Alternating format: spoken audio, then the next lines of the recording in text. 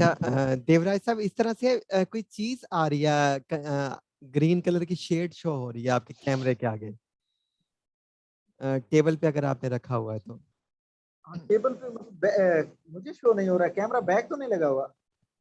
नहीं, फ्रंट ही है लेकिन थोड़ी सी शेड शो हो रही है, थोड़ी सी प्लेस चेंज अच्छा करके रख ठीक दीजिए। है, सही है सही है सही है, वो मैंने वो मतलब मोबाइल के अंदर रखा हुआ है ना, हाँ हाँ, तो अब अब सही है। मुझे मेरे ख्याल में नहीं लगेगा। अब अब बिल्कुल सही है ना? ठीक है, अब बिल्कुल क्लियर है। अच्छा, मुझे इधर कैमरा शो नहीं होगा अपने वाला?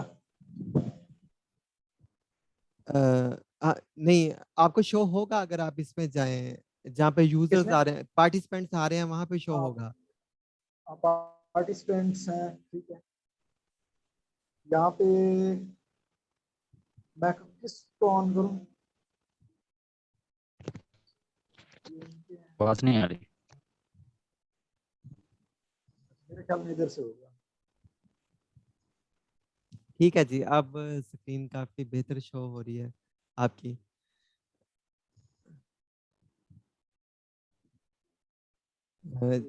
40 पार्टिसिपेंट्स इस टाइम मौजूद हैं हमारे, और उनके क्वेश्चंस सही। भी आ रहे हैं। मैं आप क्वेश्चन जो है वो लूंगा हाँ, और साथ। क्वेश्चन आप नोट करते जाओ, फिर जो क्वेश्चन होंगे वो हम डिस्कस कर लेंगे। ठीक है। ठीक है।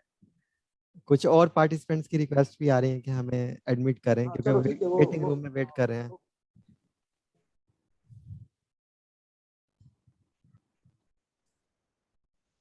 हाँ, अब मुझे शो हो रही है। हाँ देवराज साहब, मेरी आवाज सही आ रही है आपको? हाँ जुनेद, आपकी आवाज आ रही है, सही आ रही है। ठीक है। चलो पार्टिसिपेंट पूरे हो जाते हैं, जी। तब हम स्टार्ट करेंगे, ठीक है। हाँ।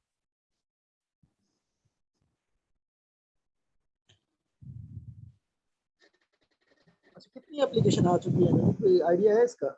इस बार सीटें तो काफी हैं। अच्छा, मुझे पता चला है कि 1 लाख एप्लीकेशन आ चुकी हैं, लेकिन मेरे ख्याल में तो 2-3 लाख तो होनी चाहिए या होंगी, क्योंकि अभी FIA का जो था उसमें 12 लाख एप्लीकेशन थी। कितनी सीटिंग, कितनी थी? उसमें तो 500-600 सीट्स थी, लेकिन 12 लाख एप्लीकेशन थी। बहुत ज्यादा एप्लीकेशन यार। लेकिन हमारे, मेरा ख्याल है कि लिमिटेड एरियाज वाले लोग अप्लाई कर सकते हैं, तो मे बी जो है। हाँ, ये भी होता है, मतलब उन्होंने लिमिटेड कर दिया होगा क्वालिफिकेशन से रिलेटेड, तो उस हिसाब से तो कम हो जाता एग्जैक्टली। है।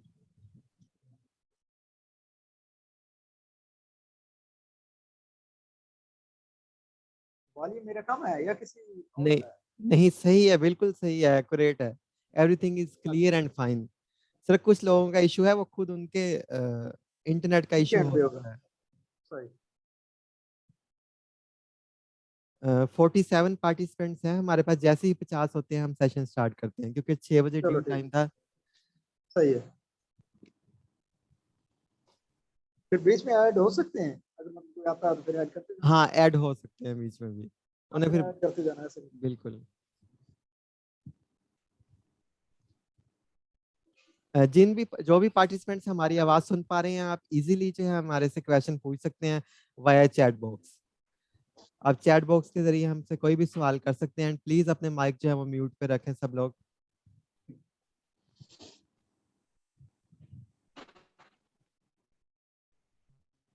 मैसेज आ रहा है कि मेरी आवाज बहुत स्लो है। मुझे तो बिल्कुल क्लियर आ रही है। हमारा 200 किलोमीटर का डिस्टेंस है, लेकिन मैं 2-3 डिवाइसेस पे बिल्कुल सही सुन पा रहा हूँ। सैयद यासिर साहब, आपके जो है इशू हो सकता है आपके इंटरनेट का। कामरान शहजाद साहब, बिल्कुल सही है। कामरान साहब तो कह रहे हैं ठीक है, सही है। बिल्कुल। किसी का इंडिविजुअल इशू है, हमारी तरफ से ओके है सब चीजें टेक्निकली। वालेकुम सलाम। जी, सब चीजें हम गाइड करेंगे आपको आज के सेशन में। जो हमारे एंड पे होगा कोशिश करेंगे हम, जो है मतलब जी। जो हमसे हो सकेगा हम जो है वो आपसे डिस्कस करेंगे। जो आपके क्वेश्चन है वो आप कीजिएगा।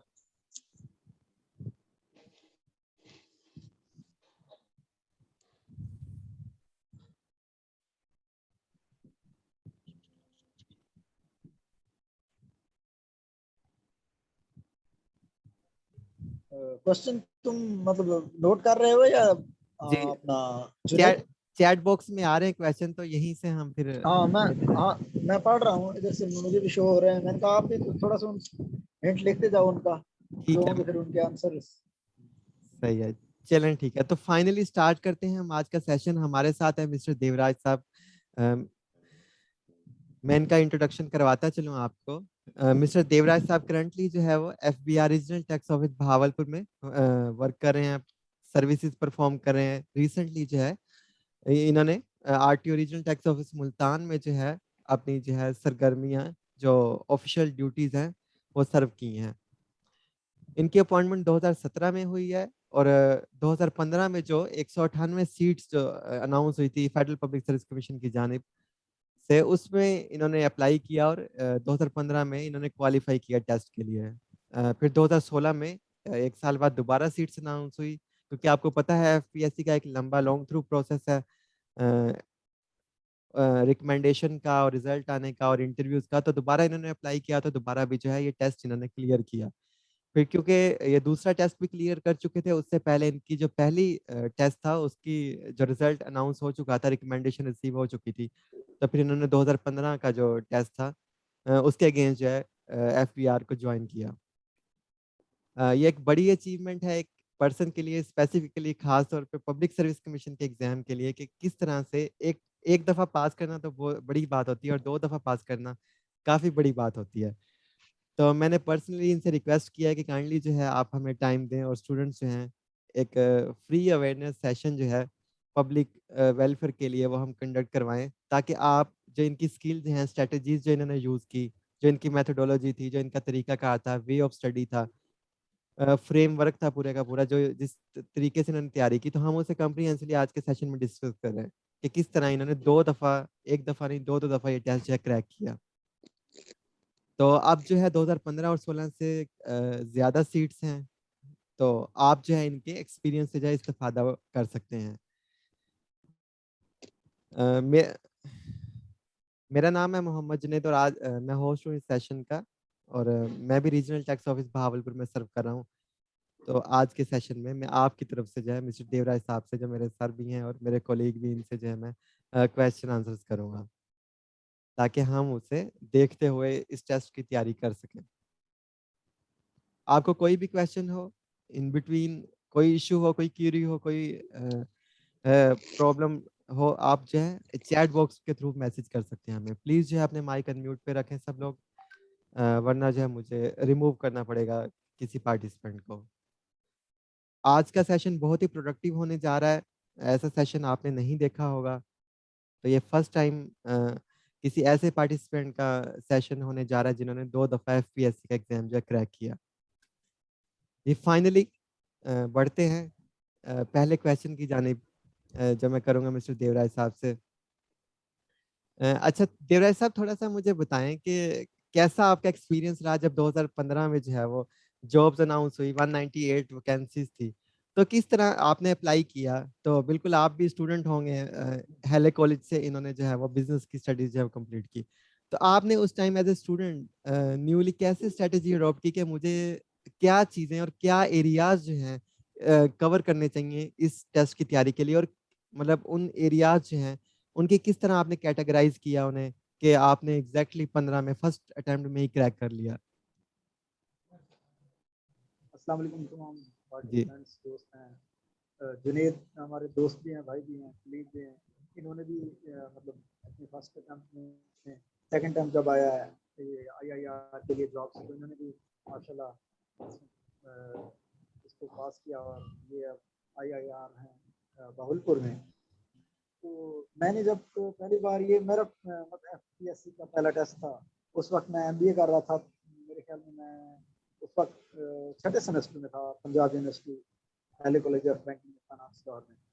तो उस वक्त इतना नहीं था कि मतलब ये हम जॉब्स वगैरह के लिए अप्लाई करें। उस वक्त एक दोस्त था, उसको शौक था, वो मतलब ये करता रहता था अप्लाई वगैरह, जॉब्स आती थी। ऐसे बैठे थे, दोस्त कह रहा था ये जॉब्स आई हुई हैं। मेरे ख्याल में वो लास्ट डेट थी उस दिन। सही। तो लास्ट डेट को हम चलान वगैरह इसका पे किया है।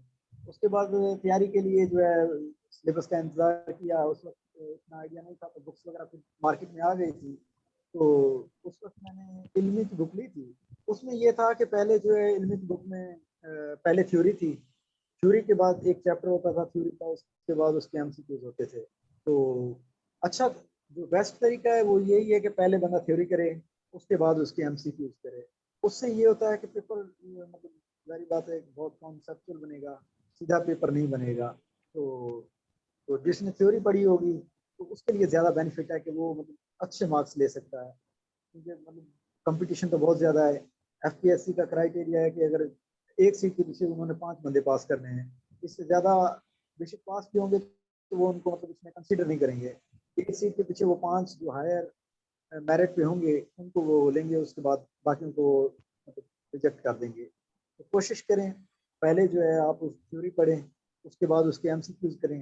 ला ये ला है, ला की लैंग्वेज थोड़ी डिफरेंट होती है, डिफिकल्ट भी लगेगी स्टार्ट में, लेकिन जैसे जैसे आप जो है इसको एक दफ़ा करेंगे, एक दो बार करेंगे तो आपको समझ आना शुरू हो जाएगी और इंटरेस्टिंग भी लगेगी, क्योंकि ला है ये आपको इंटरेस्टिंग भी लगेगा। खासकर जिनका बैकग्राउंड है I com, B com, M B A या एम कॉम, इससे रिलेटेड बैकग्राउंड वालों को तो ज़्यादा बेनिफिट हो जाएगा, इंटरव्यू में बेनिफिट होता है। और क्योंकि उन्होंने जो एलिजिबिलिटी क्राइटेरिया रखा है वो भी इस हिसाब से रखा है ताकि वो जो है रेलिवेंट फील्ड के बंदे आए इसमें। तो कोशिश करें आप जो है डेली बेसिस पे करें, पहले थ्योरी पढ़ें उसके बाद उसके एमसीक्यूज करें। मुझे याद है कि मैंने सेकंड जब टेस्ट दिया तो मैंने काफ़ी तैयारी की थी, उसमें मैंने पहले थ्योरी पढ़ी उसके बाद उसके एमसीक्यूज किए। तो जब पेपर में जाके बैठे तो ऐसा था कि मतलब कि एमसीक्यूज इस तरह आ रहे थे कि none of these 5 5 6 6 MCQs none of these के थे। तो इंसान जो है मतलब नन ऑफ दीज पे बहुत ज्यादा जाता है, जब कंफर्म हो फिर नन ऑफ दीज पे जाएगा। तो वही यही देखते हैं कि इनके मतलब कॉन्सेप्ट कितने क्लियर हैं। तो आप कोशिश करें थ्योरी पढ़ के एमसीक्यूज करें और डेली बेसिस पे करें। 21 नवंबर उन्होंने टेंटेटिव डेट रखी है टेस्ट के लिए, टाइम काफी है, इतना टाइम काफी है, मतलब 2 ढाई महीने अगर आप कमिटेड हो जाएं, सीरियस हो जाएं तो आप मतलब इस टेस्ट को इजीली क्लियर कर सकते हैं। जी जुनेद। अच्छा देवराज साहब, हम स्टेप बाय स्टेप जो हमारे सब्जेक्ट्स हैं स्टेप बाय हैं स्टेप। तो ये क्लास करना फिर करूँगा। जी जुनेद। जी जी देवराज साहब, sorry for the interruption everyone. मैं माइक जरा सबके म्यूट पे कर देता हूँ ताकि कोई भी अगर बोलना चाहे तो वो परमिशन लेके बोले। हाँ वो मतलब क्वेश्चन होंगे लोगों के, वो आप नोट कर लें, क्योंकि उनके जी क्वेश्चन है, उनके जवाब भी मतलब जो हमसे हो सकेगा वो हम देंगे, मतलब जहाँ तक हमें उनका नॉलेज होगा। जी जुनेद। जी, मैं सिर्फ 1 मिनट सबके माइक जो है वो म्यूट पे कर दूँ।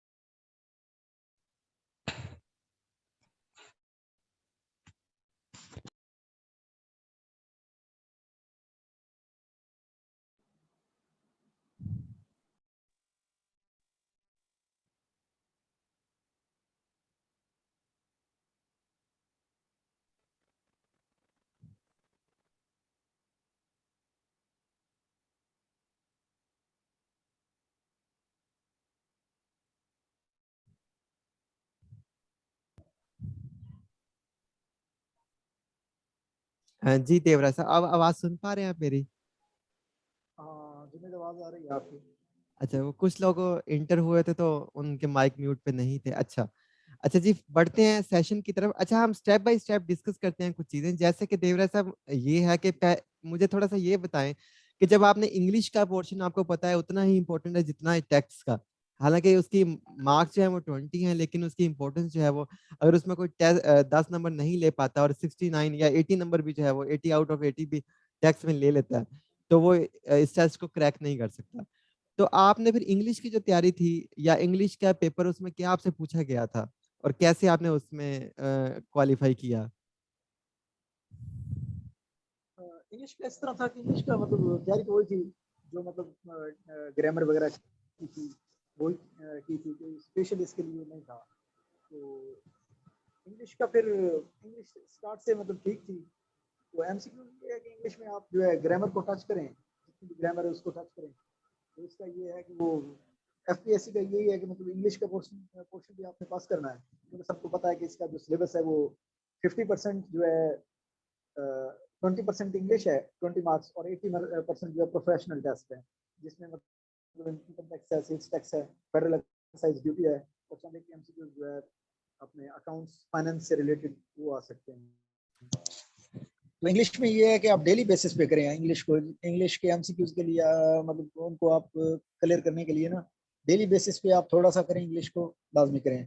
बाकी भी जो पोर्शंस हैं इसके, इनकम टैक्स का है, सेल्स टैक्स और फेडरल एक्साइज ड्यूटी है, या जो सिलेबस आएगा उसमें जितनी भी आउटलाइन होगी उसको थोड़ा थोड़ा करें, लेकिन सबको साथ लेके चलें, डेली बेसिस पे करें उन सबको, ताकि वो सारे पोर्शन जो है एट द एंड जो है सारे पोर्शन आप इजीली कवर कर सकें। अच्छा, आपका बैकग्राउंड जो है वो तो एजुकेशनल बैकग्राउंड काफी अच्छा था। हेले कॉलेज जो है वो टॉप मतलब 3 बिजनेस स्कूल्स में आता है, जहाँ हर किसी लम्स और आईबी के बाद, तो वहां से आपने एमबीए किया है, इसलिए इंग्लिश में आप अच्छे स्टूडेंट बिल्कुल होंगे। लेकिन जो हमारे ऐसे स्टूडेंट जो लोअर एरियाज में रहते हैं, इस टाइम बलोचिस्तान से कुछ लोगों ने हमें ज्वाइन किया है, केपी के कुछ लोगों ने, साउथ पंजाब के, तो उन स्टूडेंट्स के लिए अपर सिटीज में जो नहीं है, अगर वो जैसे कि एक्टिव वाइस है, पैसिव वाइस है, सेंटेंस स्ट्रक्चरिंग है, ग्रामर यूजेज है, टेंसेस हैं, इज एन आर और जो है हैव है, सबका इस्तेमाल वो सीख लेते हैं, मतलब इन पे 100% ग्रिप कर लेते हैं।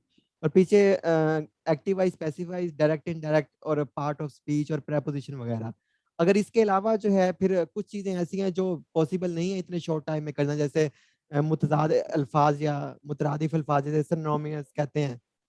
तो अगर कोई इन सब चीजों को, टेंसेस को, टेंस स्ट्रक्चर को, ग्रामर को अच्छी तरह सीख लेता है, तो क्या पॉसिबिलिटी है कि वो 10 मार्क्स जो है वो गेन कर पाए? जुनेद, मेरे ख्याल में जो है इंग्लिश का पोर्शन पास करना इतना ज़्यादा मुश्किल नहीं रहेगा। 20 मार्क्स की इंग्लिश होगी, उसमें जो है सब ने मतलब अच्छी क्वालिफिकेशन है, 10 मार्क्स सारे ले जाएंगे। ओवरऑल फिर मेरिट में मतलब जिसकी ज़्यादा तैयारी होगी वो करेगा। लेकिन इंग्लिश से इनको डरने की मतलब सबको ज़रूरत नहीं है, कि इंग्लिश में जिन्होंने भी मास्टर्स किए हुए हैं तो मतलब वो सारी इंग्लिश के 10 मार्क्स वो लेना उनके लिए मुश्किल नहीं होगा। इंग्लिश के लिए रैन एंड मार्टिन की बुक है जो, वो भी काफ़ी बेस्ट है। उसके अलावा जो मतलब आज तक हमने पढ़ा हुआ है उसमें भी मतलब काफ़ी चीज़ें खुद ब खुद क्लियर हो जाती हैं। इंग्लिश का तैयारी भी करें, लेकिन वैसे वो मतलब इंग्लिश का पोर्शन क्लियर कर जाएंगे इजीली सारे। आई थिंक सही, मतलब सही है। इतना और वो नहीं, 10 मार्क्स ले जाएंगे। और दूसरा इस तरह से है कि अब दूसरे पोर्शन पे आते हैं, जैसे कि खास तौर पे इनकम टैक्स की अगर बात करें, तो इनकम टैक्स में दो चीजें हैं कि एक तो है एक सेक्शन, अगर उसकी बात करें सेक्शन 130 है, तो एक उसकी स्पिरिट है और एक सेक्शन नंबर है। स्पिरिट मींस के जैसे कि अगर किसी कोई टैक्स पेयर पर टैक्स इम्पोज होता है, तो पेपर में आ सकता है कि उसके पास फर्स्ट फॉर्म ऑफ अपील कौन सा है, तो हम कह सकते हैं commissioner appeal. Second form of appeal कौन सा है, एपलेट ट्राइब्यूनल। और दूसरा जो सेक्शन है उसका ये पूछा जा सकता है कि एपलेट ट्राइब्यूनल किस जो है सेक्शन के तहत कायम किया गया।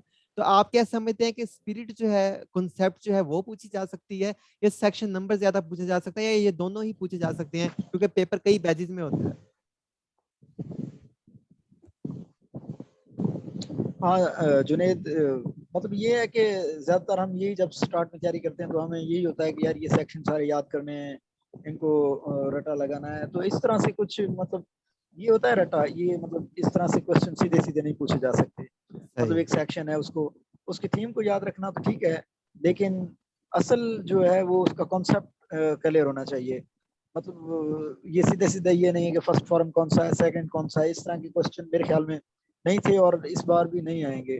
वो उसमें जो उसकी थीम है, उसका जो कॉन्सेप्ट है, उसका बैकग्राउंड है, वो उसको पूछेंगे। इस तरह हमने पहले भी एक कहा है कि सैलरी है।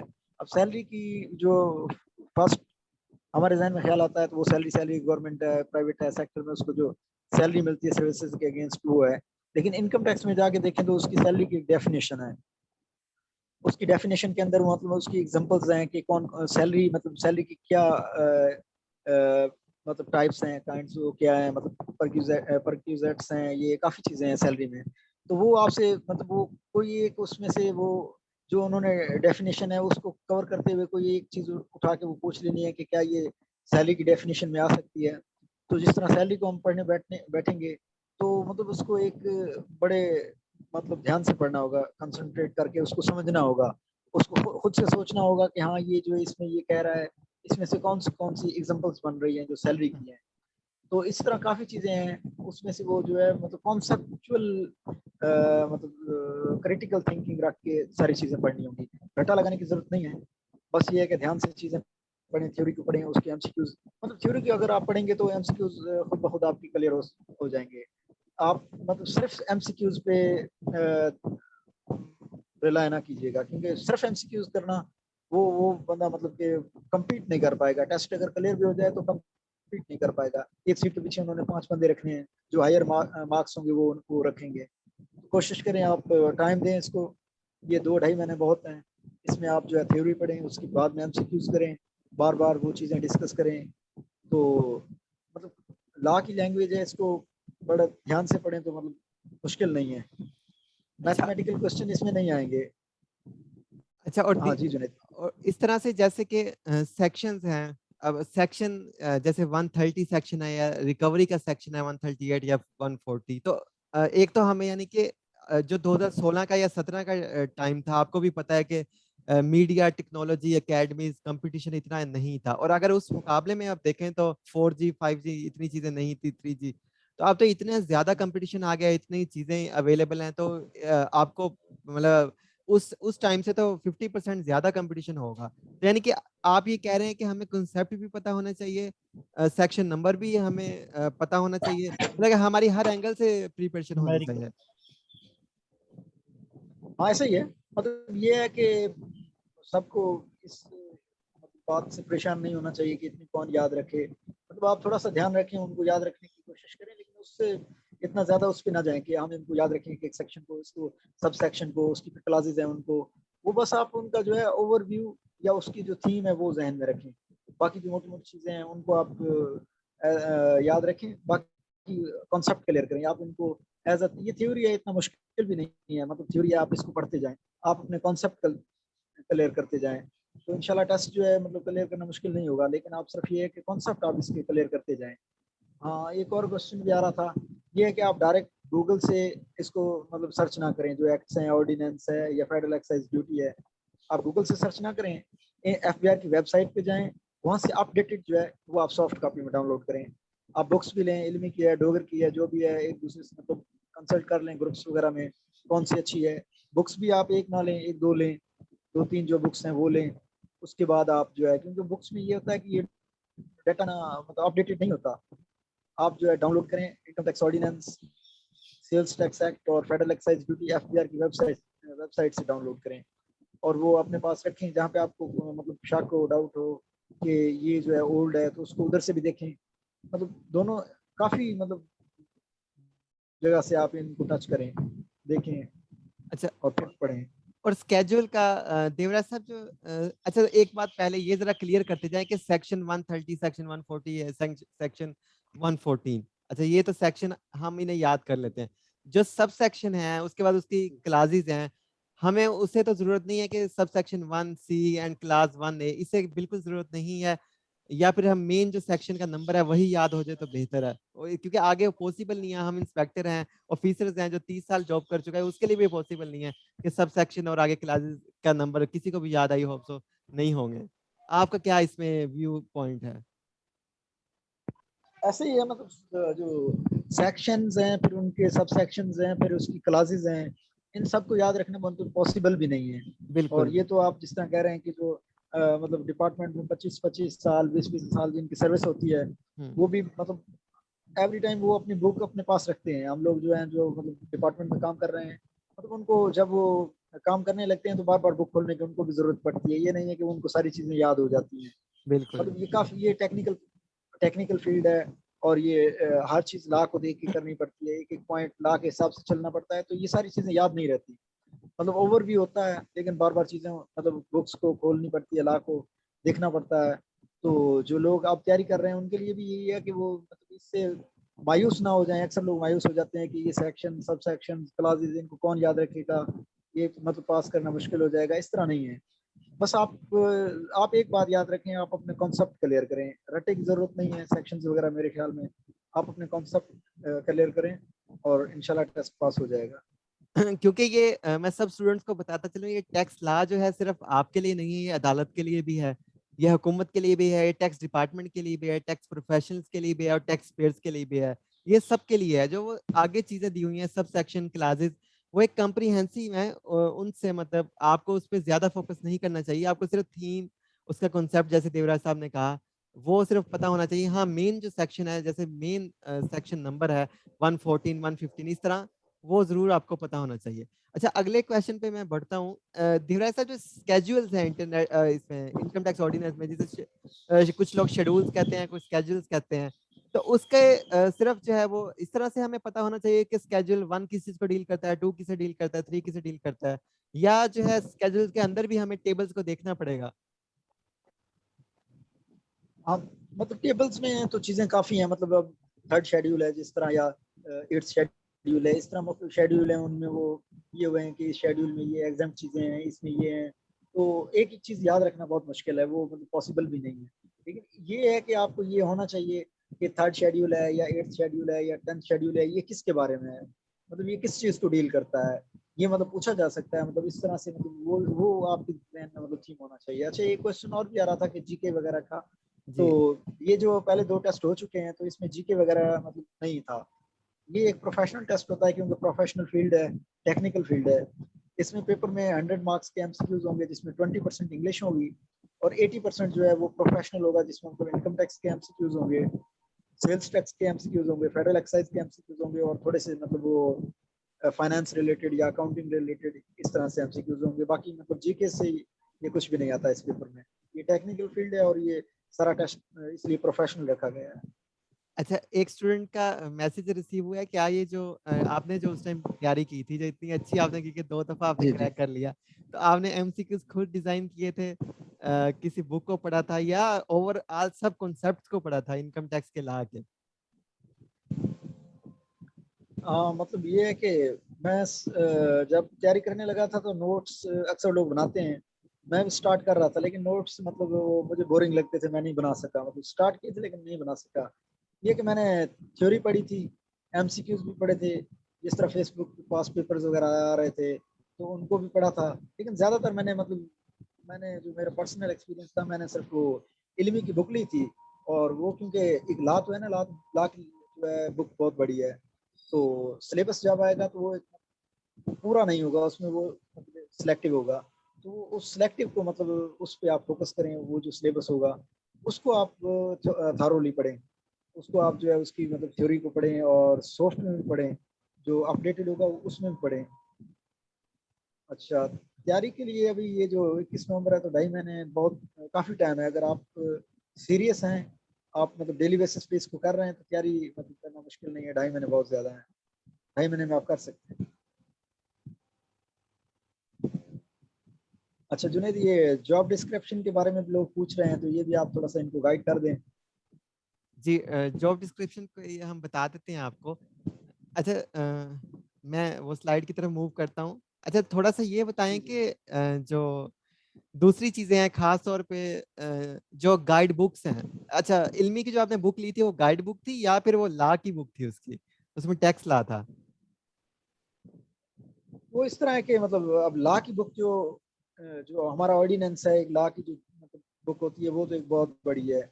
वो सही। जो इल्मी की ली थी उसमें ये होता है कि जो भी ये लोग बुक छाप मतलब पब्लिश करेंगे उसका ये है कि वो जो सिलेबस आएगा उसके अकॉर्डिंग वो सारा जो लॉ की लैंग्वेज है वो मतलब लॉ की लैंग्वेज में अब मतलब ये तो नहीं है कि उसको ये सिंपल वर्ड्स में लिख दें, ये नहीं होता। लॉ की लैंग्वेज एज इट इज उन्होंने मतलब कॉपी करके उन्होंने एक सिलेक्टिव बुक बनाई होती है। जो मतलब सिलेबस आएगा उसको वो बना देंगे। और लैंग्वेज वही होगी जो लॉ में है। अच्छा, आज के टाइम में अगर 2016-17 को छोड़ के, क्योंकि आप 2 दफा पास कर चुके हैं, अगर आज तीसरी दफा भी होता अटेम्प्ट करते तो आप यकीनन पास कर चुके होते। ये बताएं कि आज के जो टाइम है इसमें एक अगर सेक्शन है, सेक्शन 1 है, 2 है, 3 है, तो हम उस सेक्शन का नंबर पहले याद करें, उसके बाद उस सेक्शन में जितने कॉन्सेप्ट और उसकी जो स्ट्रक्चर है पूरा वो हम अंडरस्टैंड कर लें कि ये कहता क्या है, उसकी जो थीम है, मतलब ना कि उसकी ला की लैंग्वेज, हम थीम को अच्छी तरह कॉन्सेप्ट को अंडरस्टैंड कर लें। उसके बाद जितने एंगल से उसमें से क्वेश्चन बन सकता है हम वो क्वेश्चन खुद एमसीक्यू से और नोट कर लें। तो इस तरह से तैयारी करें, या आज हम मार्केट में जाएं, एक डॉगर की एंड दूसरे नंबर ऑफ ब्रांड्स की हम बुक लें और हम उसे पूरी पढ़ लें और वो हमें जो है वो इसमें पासिंग मार्क्स दिलवा सकती हैं। तो क्या आप क्या सजेस्ट करते हैं, क्योंकि मेरे ख्याल में गाइड बुक जो है वो सिर्फ कभी गाइड नहीं कर सकती, क्योंकि अब आपको 100% सिलेबस कवर करके ही क्रैक कर सकते हैं आप टेस्ट, कंपटीशन काफी ज्यादा है। कंपटीशन कंपटीशन की वजह से मैं यही बार बार इसलिए कह रहा हूँ, मैंने कि जो अक्सर हम हमारा यही है, स्टूडेंट्स जो होते हैं हमारा यही होता है कि हम पेपर आता है तो ज्यादातर लोग तो कहते हैं अभी टाइम पड़ा है, टाइम पड़ा है, और उसमें भी फिर ज्यादातर लोग एमसीक्यूज पे रिलाय कर देते हैं और एमसीक्यूज करते हैं। तो मैं बार बार इस बात पे मतलब जोर दे रहा हूँ कि मतलब सिर्फ एमसीक्यूज पे ना जाएं, आप थ्योरी पढ़ें, थ्योरी पढ़ेंगे तब एमसीक्यूज होंगे, क्योंकि पेपर जो है वो कॉन्सेप्चुअल बनाएंगे और कंपटीशन भी है। तो आप सबसे बेहतर तरीका तो यही है कि आप वेबसाइट से डाउनलोड कर लें अपडेटेड एक्ट्स ऑर्डिनेंस और जो भी है वो आप एफबीआर की वेबसाइट से डाउनलोड करें, अपने पास सॉफ्ट में रखें, और जब सिलेबस आएगा तो उस रेलिवेंट चीज़ों को पढ़ें वहाँ से। बुक में भी वो रेलिवेंट मतलब पब्लिश करेंगे तो बुक में भी वो सारी चीज़ें होंगी, बुक भी अपने पास रखें। लेकिन ये है कि आप जो है एफबीआर की वेबसाइट से लाजमी उनको डाउनलोड करें, वो पीडीएफ में है, उनको डाउनलोड करें, वहां से पढ़ें। अच्छा, और दूसरी जी बात ये जुनेद। जी, दूसरा ये है, मैं बताता चलूँ आप सब पार्टिसिपेंट्स को जिन्होंने ज्वाइन किया हमें, इसकी जॉब डिस्क्रिप्शन ये है जो ऑफिशियल एड में दी गई है। Recovery out of arrear current demand, एक इंस्पेक्टर जो है उसने डिपार्टमेंट के लिए जो एरियर्स हैं उसे रिकवर करना होता है, बट वो इस सेंस में नहीं जैसे जनरली दूसरी कंपनीज वाले करते हैं। ये प्रोफेशनली रिकवरी होती है via notice, via attachment of bank accounts, या फ्रीजिंग ऑफ जो है फ्रीजिंग ऑफ एसेट्स, इस तरह करके जो है रिकवरी होती है, जो मेन इंस्पेक्टर की जॉब का टास्क है। और इसके अलावा जो भी इन्वेस्टिगेशन या इंक्वायरीज होती हैं उसे इन्वेस्टिगेट करना, एनालाइज करना, टैक्स पेयर्स के बारे में उनका ऑडिट करना, वो भी इंस्पेक्टर ही परफॉर्म करते हैं। उसके अलावा कुछ सर्वेज वगैरह जो कंडक्ट होते हैं उसे भी एफबीआर के इंस्पेक्टर्स ही जो है उन्हीं उन्हीं के शोल्डर्स पे ये सारी जिम्मेदारियां होती हैं। इसके अलावा कोई भी दूसरी ड्यूटीज हैं, जैसे अभी designated non financial business and profession POS है, इस तरह जो भी नए जो है एफबीआर इकदाम कर रहा है, तो वहाँ भी इंस्पेक्टर्स को जो है वो टास्क जो है साइन कर देते हैं। इसी तरह हमारे डिफरेंट डायरेक्टोरेट्स हैं, जैसे directorate of I, directorate of बेनामी, स्पेशल बेनामी जोन्स, इस तरह करके directorate of BTB, directorate of international taxes, policy wing, इस तरह वहाँ भी जो है आपको अपॉइंट किया जा सकता है। Regional tax office, corporate tax office और लार्ज टैक्स ऑफिस में भी आपको अपॉइंट किया जा सकता है, जहाँ पे स्पेशली लार्ज टैक्स पेयर्स की और कंपनीज की असेसमेंट्स होती हैं। अच्छा जी, अच्छा इसमें ये से जी ये इसका इंग्लिश का सिलेबस है कि आपको ये जो चीजें हैं इनके ऊपर आपको 100% जो है ग्रिप होनी चाहिए। देवराज साहब, आप क्या कहेंगे कि इन्हें कैसे जो है प्रीपेयर इस तरह करें कि हम 150% ये चीज जो है वो क्वालिफाई कर सकें, किस तरह किस एरियाज को स्टडी करें इंग्लिश की?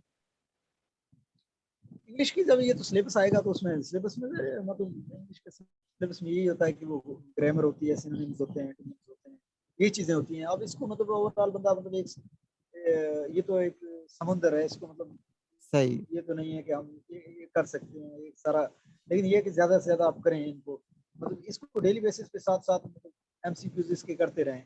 बाकी जो है रैन एंड मार्टिन की बुक है वो अच्छी है, उसको आप पढ़ लें, वहां से भी आपको काफी आइडिया हो जाएगा। बाकी ये इंग्लिश का मेरे ख्याल में तो इस तरह है कि हमने स्टार्ट से लेकर जब अब तक जो पढ़ी है वही एग्जैक्टली। हमें जो है, हाँ हाँ वही हमें फायदा देगी।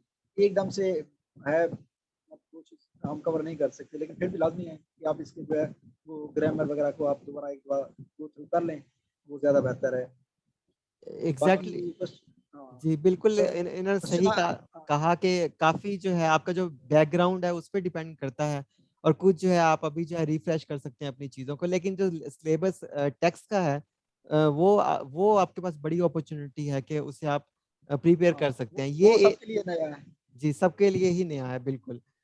तो ये कुछ प्रोफेशनल टेस्ट में ये कुछ एरियाज है जहाँ से पेपर बनता है, जैसे फंक्शंस ऑफ एफबीआर, पाकिस्तान की फाइनेंशियल फिजिकल या इकोनॉमिक पॉलिसी जिसे कहते हैं वो क्या है, टैक्स एडमिनिस्ट्रेशन या रिफॉर्म्स उसमें क्या हो रही हैं, इनकम टैक्स ऑर्डिनेंस जो है वो अमेंडेड अप टू 30 जून तक, और उसके बाद सेल्स टैक्स वो भी 30 जून तक जो है अपडेटेड, और उसके बाद जो है वो फेडरल एक्साइज ड्यूटी वो तो कंप्लीट ही आपको करने पड़ेंगे। उसके बाद जो है कुछ और चीजें जैसे कि economic survey of Pakistan, total GDP, GNP, जो फिजिकल पॉलिसी में चीजें होती हैं मेन, इंटरेस्ट रेट कितना है, इन्फ्लेशन रेट कितना है, मॉनेटरी पॉलिसी कहाँ जा रही है, टैक्स कलेक्शन कितनी थी, टारगेट कितना था, फ्यूचर में एक्सपेक्टेड कितनी है, ये सब एरियाज जो हैं ये आपको जो है वो फुली कवर करने होंगे। जो 80 मार्क्स का प्रोफेशनल जो पेपर है इधर से इन एरियाज में से वो बनेगा।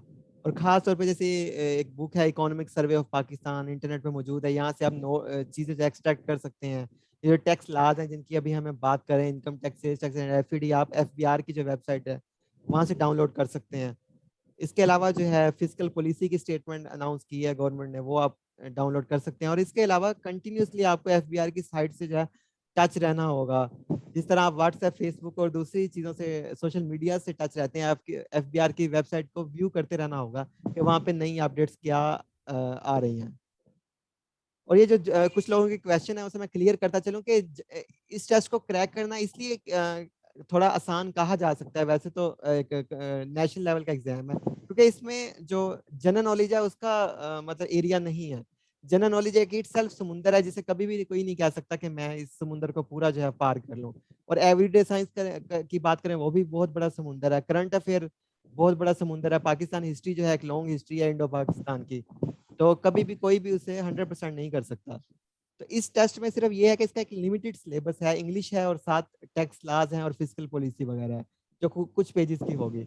मजीद हम आगे बढ़ते हैं, देवराज साहब से कुछ और क्वेश्चन करते हैं। अच्छा देवराज साहब, सेल टैक्स की तरफ आते हैं। जो सेल टैक्स की डेफिनेशन है उससे आप कितनी इंपॉर्टेंस देते हैं, क्योंकि वो मेन वहाँ पे थीम्स बयान की गई हैं, कितने मार्क्स का पेपर जो है चांसेस है कि वहां से आ सकता है, और सेल टैक्स को किस तरह करना चाहिए तैयार?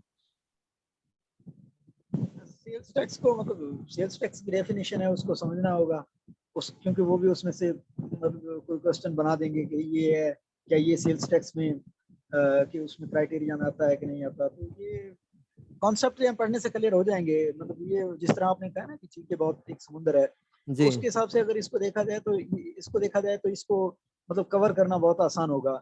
ये बिल्कुल। 2-2.5 महीने में बंदा अगर सीरियस हो जाता है तो इसको कवर कर लेगा वो, क्योंकि ये बड़ा एज है। एक तो उन्होंने रेलिवेंट फील्ड वालों को मतलब इसके लिए एलिजिबल किया है, ये भी है। उसके अलावा इसको मतलब पढ़ के आप जो है मतलब इसको कर सकते हैं, आप कमिटेड हो जाए तो इसको आप कर सकते हैं। बाकी इसमें मेरिट का बार बार एक क्वेश्चन आ रहा है कि कितना मेरिट था, तो एफपीएससी की पॉलिसी है कि ये नंबर शो नहीं करते। ये बस जब मतलब रिजल्ट आएगा तो उसमें जितने भी पास होंगे सबको भी ये शो नहीं करेंगे। ये अगर 5 सीटें हैं तो 25 लोगों को ये जो हायर मेरिट पे होंगे उनकी ये लिस्ट लगा देंगे मार्क्स। इस बार सुना है कि एफबीआर की मतलब ये जो है एफपीएससी की पॉलिसी बना रहा है कि वो मार्क्स शो किया करेंगे, लेकिन उसका अभी कंफर्म नहीं है। लेकिन पहले ये एफपीएससी जो है मार्क्स शो नहीं करती, मतलब ये मार्क्स शो नहीं करते। ये एक सीट के पीछे अगर 5 सीटें हैं तो 25 लोग जो हायर मेरिट पे होंगे वो 25 लोगों की ये लिस्ट लगा देंगे जो पास होंगे। बाकी इंटरव्यू के बारे में क्वेश्चन आ रहा है वो बात की बातें हैं, तो जी। मतलब 3% अच्छा का पैनल होता है वो भी ये रेलिवेंट क्वेश्चन होते हैं इसमें से। जी जुनेद। अच्छा, और इसके बाद मैं नेक्स्ट ये पूछना चाहूंगा आपसे कि सेल्स टैक्स की जो जैसे हम कैलकुलेशंस पढ़ते थे साइनॉप्सिस ऑफ टैक्सेस में, या हम बीकॉम लेवल पे, एमकॉम लेवल पे, एमबीए लेवल पे, जैसे तो उन छोटी छोटी कैलकुलेशंस को भी हमें देखना होगा कि अगर एक कंपनी सेल्स कर रही है तो वो कॉस्ट ऑफ गुड निकालेगा, और इसके अलावा जो है उसकी जो इनपुट आउटपुट टैक्स का कॉन्सेप्ट जो है, जीरो रेटेड का कॉन्सेप्ट, खास तौर पे जीरो रेटेड की कैलकुलेशन, एग्जाम्ड सप्लाईज, तो इस तरह के न्यूमेरिकल क्वेश्चन भी दे सकता है कि जी ये कैलकुलेट करके बताएं जीरो रेटेड का या एग्जाम्ड सप्लाई का, या इस पे इतना टैक्स बनता था, आप निकालें या नहीं बनता, इस तरह की बात कोई। मेरे ख्याल में मुझे जहाँ तक याद है तो इस तरह का कोई न्यूमेरिकल क्वेश्चन था नहीं, लेकिन सही ये है कि कंसेप्ट आपको क्लियर होना चाहिए। आप मतलब मेंटली तौर पे आप तैयार तैयार रहें कि है। इस तरह के शायद कोई क्वेश्चन आ भी जाए तो वो मतलब कि एक शॉर्ट सा क्वेश्चन होगा, कोई इतना मतलब ये न्यूमेरिकल या थ्योरेटिकल पेपर नहीं है। जिस तरह वो ये एक एमसीक्यूज टाइप पेपर है, तो एमसीक्यूज जो एमसीक्यूज में कवर होगा वही क्वेश्चन आ सकता है। तो वैसे थोड़ा सा आप आइडिया रखें कि कोई इस तरह से छोटा सा क्वेश्चन है न्यूमेरिकल, वो बन भी सकता है, ये भी हो सकता है। अच्छा, और आपका बाकी जो नॉन सही और सॉरी, जो आपका 15 और 16 का एक्सपीरियंस था इनकम टैक्स और सेल्स टैक्स का, थोड़ा सा आप बताएंगे किस तरह के सैंपल क्वेश्चंस आए थे स्टूडेंट्स को नो हाउ के लिए, कि किस तरह कोई एक दो क्वेश्चंस बताएं कि कैसे पूछे गए थे दोनों सालों में, एक साल में क्या फर्क था, दूसरे साल में कितना फर्क था पिछले टेस्ट से?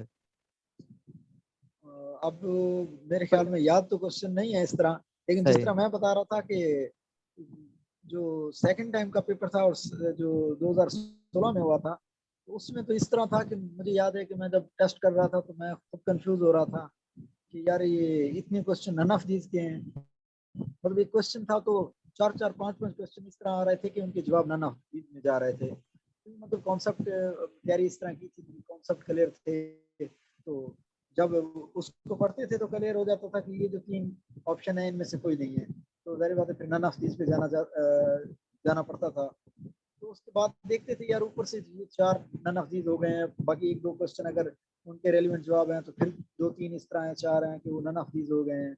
तो इस तरह से पेपर बनता है कि वो देखते हैं कि यार ये इसको कंफर्म भी है कि नहीं। अच्छा तो जिस तरह मैंने पहले बताया कि सैलरी की डेफिनेशन है या वो स्केजुअल है, उनमें से पूछ सकते हैं कि ये किस चीज़ से रेलिवेंट करता है। ये जब ये क्वेश्चन पढ़ेंगे ला को, तो वो खुद ब खुद इनके जहन में क्वेश्चन बनते जाएंगे, अच्छा ये कॉन्सेप्ट के हिसाब से क्वेश्चन बनते जाएंगे कि ये क्वेश्चन बन सकता है इस तरह, इसमें ये जो है ये इसमें कोई लॉजिक है तो इसका क्वेश्चन बन सकता है। थ्योरी को ये जब पढ़ेंगे तो खुद ब खुद ये मतलब मेरे ख्याल में उनसे उनको खुद ब खुद क्वेश्चन बनेंगे उनके जहन में कि हाँ ये क्वेश्चन इस तरह से बन सकते हैं। अच्छा ये एक स्टूडेंट है हमारे पास, काफी अच्छे स्टूडेंट है, मुर्तजा काका जी खेल साहब केपीके से, ये पूछ रहे हैं कि सर आप कितने घंटे पढ़ते थे रोज? नहीं, वैसे तो मैं एक एवरेज स्टूडेंट ही हूँ, लेकिन इस जो टेस्ट की फर्स्ट टेस्ट था उसकी जो तैयारी की थी उसमें मतलब ये मैं सिक्स सेमेस्टर में था, इतनी तैयारी नहीं की थी। लेकिन जब सेकंड टाइम तैयारी की थी तो मेरे ख्याल में बस मैं वो फ्री था तो मैंने मतलब जितना ज्यादा हो सकता था पढ़ता था मैं, मतलब पूरा दिन पढ़ता था। मतलब फुल टाइम फ्री था और मैं घर में भी नहीं हॉस्टल में था, तो मैंने वो फुल टाइम दिया था उसको। यानी आप फुल टाइम मतलब कहते हैं कि अभी जो 2 महीने हैं इसे गनीमत जान के जो है वो डू हाँ एंड डाई वाली सिचुएशन कर देनी चाहिए, क्योंकि अब तो कंपटीशन हाँ भी डू ज्यादा हो रहा हाँ है। ये कंपटीशन को देख के मतलब पास काफी लोग कर जाएंगे, इसमें कोई शक है। नहीं है, पास बहुत सारे लोग कर जाएंगे। लेकिन वही बात है कि वो अगर 5 सीटें हैं तो 25 लोगों को उठाएंगे, बेशक 50 लोग पास हैं तो वो बाकी 25 को कंसिडर नहीं करेंगे, हायर मेरिट पे जो 25 होंगे 5 सीटों के पीछे वो उन्हीं को उठाएंगे। तो डू एंड डाई वाली सिचुएशन है, आप मतलब डट जाएं, जो लोग बिल्कुल फ्री हैं वो डट जाएं, मतलब 2.5 महीने कुछ नहीं है, आप मतलब बाकी चीज़ों को भूल जाएं, इस तरफ डट जाएं।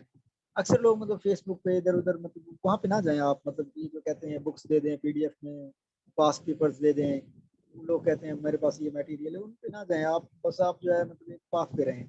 आप बुक ले लें, आप डाउनलोड कर लें और उस मतलब उस पे लगे रहें, आप छोड़ें बाकी चीज़ों को।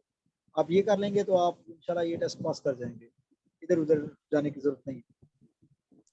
सही। बाकी ये है कि जिस तरह लोग एकेडमीज एकेडमीज चला रहे हैं, तो आप मतलब जो जिसके पास टाइम है जो अफोर्ड कर सकता है वो एकेडमीज भी ज्वाइन कर ले, वो भी बेस्ट है, क्योंकि उससे आपको एक पाथ मिल जाएगा, एक तरीका मिल जाएगा स्टडी करने का, वो भी बेस्ट है, वो भी बड़ा अच्छा है।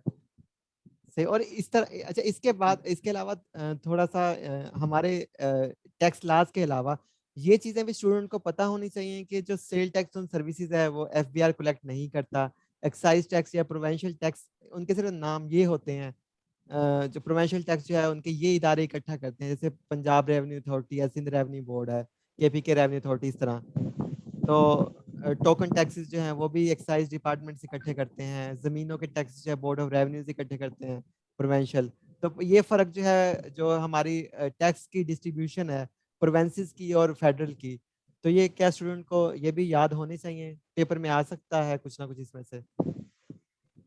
हाँ, ये जो जिस तरह आप कह रहे हो जुनेद कि ये जो है मतलब कि टैक्सेस है, जिस तरह सर्विसेज पे है, सेल्स टैक्स सर्विसेज पे है, जिस तरह होटल्स पे है या जी। सर्विसेज जितनी भी हैं, तो उसका जो सेल्स टैक्स है वो पीआरए, पंजाब रेवेन्यू अथॉरिटी की जो रिस्ट्रिक्शन में आता है वो करते हैं। तो ये पेपर में आ सकता है, लेकिन ये ज्यादा चांसेस हैं कि इस तरह के क्वेश्चन वो इंटरव्यू में पूछें, क्योंकि ये जब सिलेबस आएगा तो वो सिलेबस के अंदर कवर करेंगे। इस तरह के क्वेश्चन आपको वैसे पता होना चाहिए, क्योंकि टैक्स से रिलेटेड आपकी टैक्स स्ट्रक्चर पाकिस्तान का वैसे आपको पता होना चाहिए, शायद कोई क्वेश्चन वो दे भी दें। लेकिन जो लोग पास कर जाएंगे इंटरव्यू के टाइम पे, तो आपको मतलब 100% पता होना चाहिए कि टैक्स स्ट्रक्चर पाकिस्तान का क्या है, मतलब प्रोविंशियल टैक्सेस कौन से हैं, फेडरल के टैक्सेस कौन से हैं, सर्विसेज पे जितने भी हैं वो प्रोविंशियल लेवल पे चले गए हैं सर्विसेज के टैक्स, सेल्स टैक्स में ना। तो उसके थोड़ा सा ओवरव्यू आपको होना चाहिए इसका, लेकिन इंटरव्यू के टाइम लाजमी होना चाहिए, ओवरऑल मतलब टैक्स स्ट्रक्चर आपको पता होना चाहिए।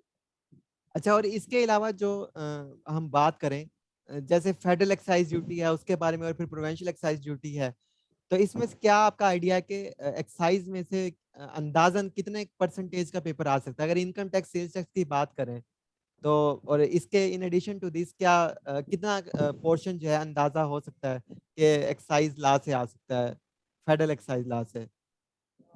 मतलब अभी तो हमें यही सोचना चाहिए कि मतलब इनको इक्वल मतलब देखना चाहिए। सही है, बिल्कुल। अगर प्रैक्टिकल में देखा जाए तो इनकम टैक्स और सेल्स टैक्स में ज्यादा काम होता है, और पेपर भी मेरे ख्याल में फिर उसमें से ज्यादा बनेगा। लेकिन ये है कि फिर ये नहीं कि उसको आप इग्नोर कर दें, उसको भी आप मतलब उसको इक्वल देखें, लेकिन उससे ज्यादा मतलब आप कोशिश करें इनकम टैक्स और सेल्स टैक्स प्रैक्टिकल में इसका ज्यादा यूज है, तो उस पर आप ज्यादा ध्यान दें। वो है भी इससे ज्यादा, उसके कोई नहीं, उसके 5 चैप्टर हैं या ये मेरे ख्याल में नहीं है, वो सेक्शन भी थोड़े हैं, फेडरल एक्साइज ड्यूटी का इतना सिलेबस नहीं है, वो आप एक बार पढ़ लेंगे वो आइडिया हो जाएगा। लेकिन इनकम टैक्स और सेल्स टैक्स को फोकस करें, जो ही सिलेबस आ जाएगा तो उसमें जो भी आउटलाइंस होगी उनको आप सबको फोकस करें, उनके सब पे फोकस करें, क्योंकि आपको जो है सारे एरियाज पे आप फोकस करेंगे तब जाके टेस्ट जो है मतलब एक रीजनेबल मार्क्स आप ले सकेंगे।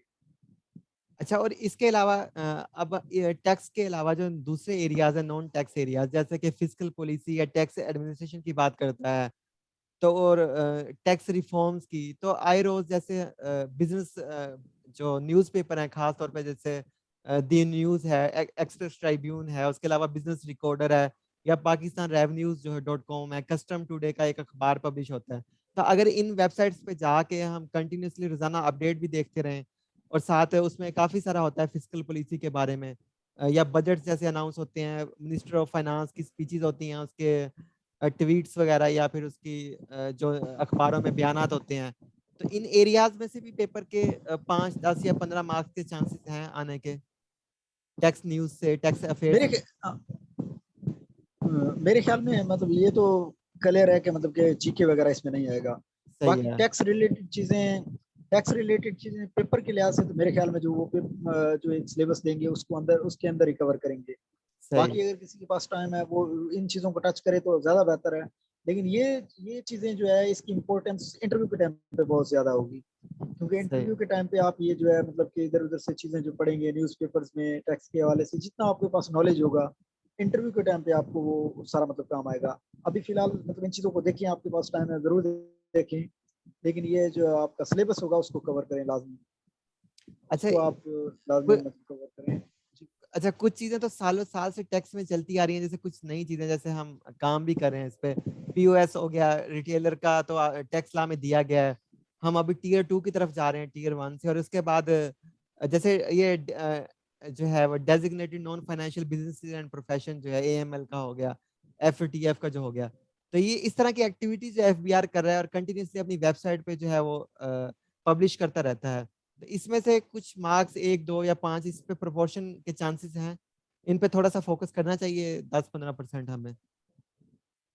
बस फोकस करना चाहिए, मतलब शायद उसमें से कोई एमसीक्यूज वो बना भी सकते हैं कि मतलब सही। ये, क्योंकि वो ये भी देखते हैं कि मतलब कि जब सिलेबस पेपर बनता है तो उसमें भी वो काफी चीजें होती हैं, वो देखते हैं कि मतलब इससे हट के किसने क्या क्या चीजें पढ़ी हैं शायद वो, लेकिन इतना ज्यादा नहीं, शायद कोई एमसीक्यू 2-4 मार्क्स के वो उधर से भी बना दें। अच्छा, ये क्वेश्चन बार बार कुछ दूसरे क्वेश्चन भी आ रहे हैं, जिस तरह मतलब कि उन्होंने अपना कहा है कि पिक अपलोड नहीं की या इस तरह की चीजें, मेरे ख्याल में ये इतना मतलब इसका इशू नहीं है, क्योंकि मुझे याद है कि जब मैं पहली बार टेस्ट पास किया था उसके बाद जुनेद जी इन्होंने बीकॉम की मतलब बीकॉम की बेस पे था, तो बीकॉम की मतलब डिग्री इन्होंने मतलब मांगी थी कि आप डिग्री भेजें, नहीं तो आपको जो इंटरव्यू में कंसिडर नहीं किया जाएगा। तो मैंने उसके साथ मतलब एक लेटर लिख दिया था कि मैंने अप्लाई कर दिया है, अभी मतलब हमारी जो है यूनिवर्सिटी ने डिग्री नहीं दी थी, बीकॉम मैंने किया था इस्लाम यूनिवर्सिटी ऑफ बावलपुर से, तो वो बहुत लेट की थी उसने। तो सही। मतलब उसका इशू नहीं है ये, आप इन चीज़ों से आपको डरने की जरूरत नहीं है। एफपीएससी है कि आप अगर कम्पिटेंट हैं, आपने टेस्ट पास कर लिया है, तो ये सेकेंडरी चीज़ें हैं, वो इसको इग्नोर करेंगे, मतलब ये चीज़ें इररिलेवेंट है। हालांकि मैंने अभी तक भी मतलब उनको जॉब के बाद उन्होंने जब प्रोसीजर होता है उन्होंने डिग्रीज वगैरह मांगी हैं तो दी हैं। इंटरव्यू के टाइम भी मेरे पास मतलब बीकॉम की डिग्री उस वक्त मेरे पास नहीं थी, ट्रांसक्रिप्ट या रिजल्ट कार्ड वही था। तो एमबीए तो वैसे कंप्लीट भी नहीं हुआ था उसका, जो जहाँ तक कंप्लीट हुआ था उसका एक ट्रांसक्रिप्ट था। वो इन चीज़ों को मतलब वो इस पे फोकस नहीं करते। अगर आपकी मतलब हाँ क्लोजिंग डेट पे आपकी डिग्री कंप्लीट है, बस वो यही काफ़ी है। जी जुनेद। सही। तो बिल्कुल एग्जैक्टली और काइंडली जो आपके क्वेश्चंस हैं वो आप इस तरह के आस्क करें कि टेस्ट रिलेटेड, क्योंकि हम एफपीएससी के नुमाइंदे नहीं हैं तो हम बेहतर उसका आंसर नहीं कर सकते। तो ये है कि एफपीएससी जो है इस तरह की चीजें जो है ये बात की बात है। फिलहाल अगर आपने अप्लाई कर दिया है और आपकी रोल नंबर स्लिप इशू हो जाती है तो आपको सिर्फ टेस्ट पे ही फोकस करना चाहिए, सेकेंडरी चीजों पे नहीं। और खास तौर पे जैसे देवराज साहब ने बताया कि जितना भी सीरियस जो स्टूडेंट्स होते हैं वो सिर्फ 1% ही होते हैं। आप फेसबुक व्हाट्सएप यूट्यूब पे देखें, हजारों स्टूडेंट्स हैं तो वो एंटरटेनमेंट सेक्रेटेरिएट समझ के जो है वो वहाँ पे ग्रुप्स ज्वाइन कर रहे हैं और गपशप लगा रहे हैं।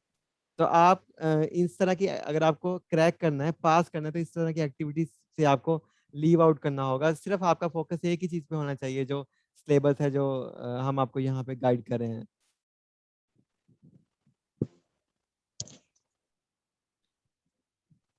अच्छा देवराज साहब, फिजिकल पॉलिसी का भी क्वेश्चन आया और ये भी हमारे सिलेबस का हिस्सा है, तो इसमें से आप क्या आपने क्या उस टाइम पे पढ़ा या क्या उस टाइम पे आपने देखा?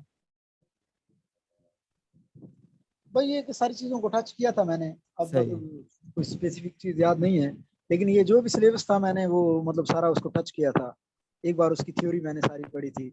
नोट्स मैंने नहीं बनाए, मतलब जो लोग बना रहे हैं वो अच्छा कर रहे हैं, नोट्स बनाए। लेकिन ये है कि ये एक थ्योरेटिकल है, कोई मतलब न्यूमेरिकल इसका सिलेबस नहीं है, ये थ्योरेटिकल है। थ्योरी को आप पढ़ें, कॉन्सेप्चुअल तरीके से पढ़ें, मतलब कंसंट्रेट करके पढ़ें तो आप क्लियर कर जाएंगे। इसमें मतलब कोई ज़्यादा साइंस वाली चीज़ नहीं है, टफ नहीं है, कोई न्यूमेरिकल टाइप नहीं है। तो मेरे ख्याल में तो यही है कि आप थ्योरी को समझ के पढ़ें, लॉ की लैंग्वेज को समझ के पढ़ें, तो आप टेस्ट क्लियर कर जाएंगे। बाकी मतलब क्वेश्चन बार बार आ रहे हैं सेक्शन रिलेटेड, वो हमने पहले भी बात की है। ये जो मेन सेक्शन होगा उसको याद रखें, बाकी जो सब सेक्शंस और क्लासेस हैं उसको याद करना पॉसिबल नहीं है। आप बस उनके बारे में जस्ट एक आइडिया और कॉन्सेप्ट रखें। अच्छा, और आपने जी 2015 जो और 16 के पेपर में कितना फर्क पाया कि जो एक पेपर होता है बनने का, बनाने का अंदाज, तो कितना आपने डिफरेंस उसमें पाया कि ये टोटली डिफरेंस था, रिजेंबल था उससे पेपर, या फिर मिलता जुलता था, या बिल्कुल जो है 90 डिग्री ऑपोजिट था? पेपर वर्क मतलब ये रेलिवेंसी इतनी नहीं होती, क्योंकि पहला जो पेपर था उसमें वो काफी जो है लॉ के अंदर से चीजें मतलब स्ट्रेट फॉरवर्ड थी। मतलब जिस तरह मैंने कहा था ना, जो सेकंड पेपर जो मैंने दिया था, अब क्योंकि उसके बैच थे काफी लोग हैं, अभी भी बैच बनेंगे, कोई फर्स्ट टाइम होगा कोई सेकंड टाइम होगा, इस तरह 2-3 दिन चलेंगे। तो मेरा जो पेपर था ना, मैंने उसमें कहा कि वो जो ज्यादातर ना उन्होंने इस तरह से डिफरेंट बनाया हुआ था कि वो एग्जैक्ट आंसर उसमें नहीं दिए होते उस पेपर में सही। ज्यादातर, मुझे लगा। ताकि वो आपको कंफर्म हो कि आपने मतलब ये आंसर है कि नहीं, आपको कंफर्म हो, आप एमसीक्यूज पढ़ें, आपको पता हो कि ये 3 जो ऑप्शंस हैं इसमें से इसका आंसर नहीं है, आप नन ऑफ दीज लगाएं। तो डिफरेंट तो होता है, क्योंकि सही बात है, अब इतना समुंदर है एक लॉ भी, तो पेपर तो डिफरेंट बनेगा, लेकिन रेलिवेंट होगा उसमें से चीजें मतलब जो उसमें से पूछेंगे, ऐसी है। सही। तो प्रोसेस इतना लंबा था, फिर आप जैसे ही आपने मतलब अभी आप दूसरे की तैयारी कर रहे थे तो फिर उतनी देर में आपका फर्स्ट का रिजल्ट आया, ये क्या मामला था, रिकमेंडेशन हाँ आई? बस ये प्रोसीजर ये है कि हाँ मतलब ये था ना कि इसमें जो पहला टेस्ट था तो मेरा वैसे मतलब जॉब के वाले से टेस्ट ही ये पहला था। सही। तो टेस्ट दे के मैं भूल गया इसको। मैंने कहा अब तो 1-2 महीने जिस तरह होता है, बंदा कहता है यार 1-2 महीने हैं तो आ गया रिजल्ट, नहीं तो हमने कहा यार ये खत्म हो गई है या हो गई है, हमें इसका पता नहीं लगा। तो बाद में जब मतलब ये जो पहला 15 का जो रिजल्ट आया था, मेरे ख्याल में ये 7-8 महीने बाद आया था। अब तो खैर 2-4 महीने लगते हैं, 4 महीने, 3 महीने, 3.5-4 लगते हैं फिर भी, लेकिन पहला जो वो 15 का रिजल्ट आया था वो 7-8 महीने बाद आया था। तो अचानक पता लगा जी रिजल्ट आया है, किसी दोस्त ने कहा, तो उसके बाद में प्री सिलेक्शन और इस तरह से तो उसमें सिलेक्शन हो गई, फिर इसका मतलब फिर भूल गया। आपने अच्छा जुनेद, आप भी गाइड कर दें इनको, मतलब आपका टेस्ट आपने भी सेकंड टाइम दिया, मतलब जो दिया, तो उसके हवाले से आप भी अपना एक्सपीरियंस बताएं। ये थोड़ा सा ये था कि मेरा ये एक्सपीरियंस रहा कि 15 में मैंने अप्लाई किया, तो एमकॉम कर रहा था मैं। तो मैंने पेपर जाके सही। दिया मुल्तान में, तो मैंने देखा कि मुझे मेरी तैयारी नहीं थी, मैंने बगैर तैयारी के जाके पेपर दे दिया। लेकिन जब मैं रूम से बाहर निकला तो मुझे काफी ज्यादा एहसास हुआ। उससे पहले मैं 2 दिन एनटीएस के टेस्ट भी दे चुका था, क्योंकि वो एक बड़ा एरिया होता है, ये उसके मुकाबले में तो बहुत छोटा एरिया था। तो जैसे ही मैं आया तो रास्ते में मैं फिर एक जगह रुका, मेरे दोस्त भी साथ थे, तो मैंने उनसे रिक्वेस्ट की, मैंने वहां पे रुक के मैंने कहा यार एक चीज मुझे अंडरस्टैंड हो गई है कि ये जो टेस्ट है ये सिर्फ क्लियर हो सकता है, एनटीएस के भी हमने दिए हैं, दूसरे भी दिए हैं, तो ये क्लियर क्यों हो सकता है। मैंने एट दैट टाइम 2015 की बात है, मैंने उन्हें रोड पे कहा, मैंने कहा यार इसका एक एरिया है, मतलब देखे ना कि जैसे हमने बात की कि जनरल नॉलेज जो है उसका वो एक समुंदर है पूरे का पूरा। इसी तरह पाक स्टडीज जो है वो इंडो पाकिस्तान की 1000 साल की और पाकिस्तान की 70+ ईयर्स की हिस्ट्री है। वो पीएचडी पाक स्टडीज वाला भी नहीं कर सकता, और करंट अफेयर तो कोई कर ही नहीं सकता, वो एक पूरे का पूरा समुंदर है। और जो है करंट अफेयर्स के बाद एवरीडे साइंस आ जाती है। करंट अफेयर, पाक स्टडीज और जनरल नॉलेज, ये लाजमी हिस्से होते हैं हर सिलेबस के। तो जो इम्पॉसिबल है, इतनी बड़ी एरियाज को कई साल चाहिए, तो फिर मुझे वही आइडिया हुआ कि यार ये टेस्ट जब दोबारा आएगा मैं इसे दूंगा, और इसका क्योंकि लिमिटेड सिलेबस है, इसे क्रैक 100% किया जा सकता है। फिर 16 में आया तो मुझे यही अंदाजा हुआ, मैंने इन तीनों एरियाज को जो कवर कर लिया। जो है उसका कॉन्सेप्ट था, तब तक मैं एमकॉम में पढ़ भी चुका था टैक्सेशन, तो पेपर फिर वैसे ही हुआ जब मतलब कि वैसा ही था, और बहुत आसान था मेरे ख्याल में। जो मेरा एक्सपीरियंस है कि दूसरे टेस्ट के मुकाबले में, खास तौर पे जो एनटीएस का होता है और दूसरे जितने भी जनरल होते हैं टेस्ट पीपीएससी के, वो एक बहुत बड़े एरिया से होते हैं और वो पॉसिबल नहीं है करना। ये एरिया बहुत लिमिटेड है, इसे अगर 100% अटेम्प्ट कर लें तो कोई ऐसी बात नहीं है कि आप कोशिश करें कि आप ना कर पाए। हाँ ऐसे ही है जुनेद, जब आप मतलब जिसकी तैयारी नहीं होगी वो देख आएगा तो वो कहेगा, जिसका बी कॉम एम कॉम या आई कॉम इस तरह से बैकग्राउंड है, वो कहेगा कि यार इसको अगर थोड़ा सा पढ़ लेते तो ये करना मुश्किल नहीं था। तो अभी से जो सीरियस हो जाएंगे, कमिटेड हो जाएंगे, ये 2.5 महीने मतलब इसके लिए वो दिन रात एक कर देंगे, तो वो उसको कर जाएंगे इंशाल्लाह। अच्छा, और एक खास इसमें यह है कि बीकॉम, एमकॉम, एमबीए, जो बीएस कॉमर्स या इस जो एरियाज वाले हैं, एसीसीए वाले, ये सब जो एरियाज हैं, सीमा, आईसीएमए, आई कैप के जो कोर्सेज हैं, तो ये जितने एरियाज हैं इनके लिए तो ये चीज बहुत ही आसान है, क्योंकि एक लंबा पीरियड है, 4 साल का है, 2 साल का, उन्होंने ये चीजें पढ़ी हैं, बीबीए वगैरह, एमबीए वगैरह। तो आम जो दूसरे स्टूडेंट्स हैं, तो आप क्या समझते हैं कि अगर वो बिल्कुल जोश और जज्बे से जान लगा के जो है अभी स्टार्ट करते हैं इसकी तैयारी, तो वो इन बैकग्राउंड्स वालों को compete कर पाएंगे, कर सकते हैं, क्योंकि टैक्स तो सबके लिए ही नया होता है। वो इस तरह है कि मतलब जो रेलिवेंट फील्ड के लोग होंगे वो इसको थोड़ा इजी ले जाएंगे। सही। इरेलीवेंट फील्ड के होंगे वो कहेंगे कि यार हमारे साथ जो है मतलब काफी लोग हैं जिनसे हम मतलब जिसमें कंपटीशन में है, तो उनकी वो रेलिवेंट फील्ड है वो हमसे आगे चले जाएंगे, तो वो एक साइकोलॉजिकली वो ज्यादा तैयारी करते हैं। तो वो काफी लोग जो है ना, अब पिछले बार जो है मतलब एलएलबी और इस तरह से रेलिवेंट काफी लोग आए हैं, तो वो जो अगर कर जाएंगे, कमिटेड हो जाएंगे, तो वो कर जाएंगे, वो उनके लिए मुश्किल नहीं हुआ, क्योंकि ये जो है लॉ तो सबके लिए सेम ही है, नया है, तो सारे वो भी कर जाएंगे। लेकिन ये है कि बाद में जब जॉब में आते हैं तो जो ए सी सी है, सी है, आई सी एम है, इस तरह की जो रेलिवेंट फील्ड के हैं वो लोग इंजॉय करते हैं इसको, क्योंकि ऑडिट होता है, उसमें अकाउंट्स होते हैं, ये सारी चीज़ें जो हम पढ़ चुके होते हैं, वो दोबारा ऐसे लगता है कि हम क्लास में बैठे हैं। जब ये करने बैठेंगे तो उनको और भी ज़्यादा मज़ा आएगा, जो रेलिवेंट फील्ड के लोग होंगे उनके लिए और भी ज़्यादा इंटरेस्टिंग लगेगी ये फील्ड उनको, वो अच्छा, इसको एंजॉय करके इस जॉब को बिल, करेंगे। बिल्कुल काफी अच्छा गाइड किया आपने। एक थोड़ी सी और चीज ये थी कि काफी लोगों का मुझे क्वेश्चन आ रहा था स्टूडेंट्स का, जी सर लॉ वालों के लिए आसान है, ये लॉ की डिग्री है, ये इंस्पेक्टर है, लॉ से इसका ताल्लुक है, लॉ है तीनों। तो मैं खुद जो पर्सनली अंडरस्टैंड कर सका हूँ कि जैसे कि एक साइंस होती है, साइंस में कोई थीसिस लिखता है, रिसर्च पेपर लिखता है, तो उसे इंग्लिश की जरूरत पड़ती है, तो वो इंग्लिश का सहारा लेता है, इंग्लिश के बगैर वो नहीं लिख सकता। जैसे इंग्लिश एक लैंग्वेज है, इस तरह जो ला है वो भी एक लैंग्वेज है, इनकम टैक्स, सेल्स टैक्स या एफईडी जो है कि ये मतलब ये बेसिकली अकाउंटिंग के, कॉमर्स के, फाइनेंस के, बिजनेस के सब्जेक्ट के एरिया की, मतलब उस एरिया में से बिलोंग करती है ये स्टडी जो है।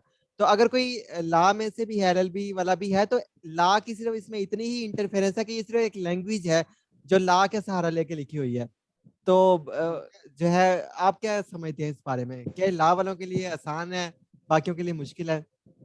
वो बस असल में ये है कि लोग सोचते हैं कि ये लॉ है, जिसने हाँ, एलएलबी की हुई है उसके लिए आसान है, हालांकि ऐसा नहीं है। सही, मतलब अब वो जो एलएलबी की हुई है उसकी अपनी वो एक जर्नल और सिविल और वो एक अलग चीज है। बिल्कुल इसकी इसकी स्पेशल इसके मतलब लॉ की कोई इसकी मतलब कोई डिग्री नहीं है जो इनकम टैक्स, सेल्स टैक्स और फेडरल एक्साइज, क्योंकि ये तो नया है, ये तो सबके लिए नया है। ये वही है लोग जो प्रैक्टिस कर रहे हैं इनकम टैक्स या सेल्स टैक्स की, जो इसके वकील हैं, उन्होंने भी स्पेशल इसमें कोई डिग्री नहीं की होती, वो रेलिवेंट रह रहा है कि पढ़ पढ़ के उनको थोड़ा आइडिया हो जाता है। बाकी सबके लिए मुख्तलिफ है, ये एक नई चीज होगी उनके लिए।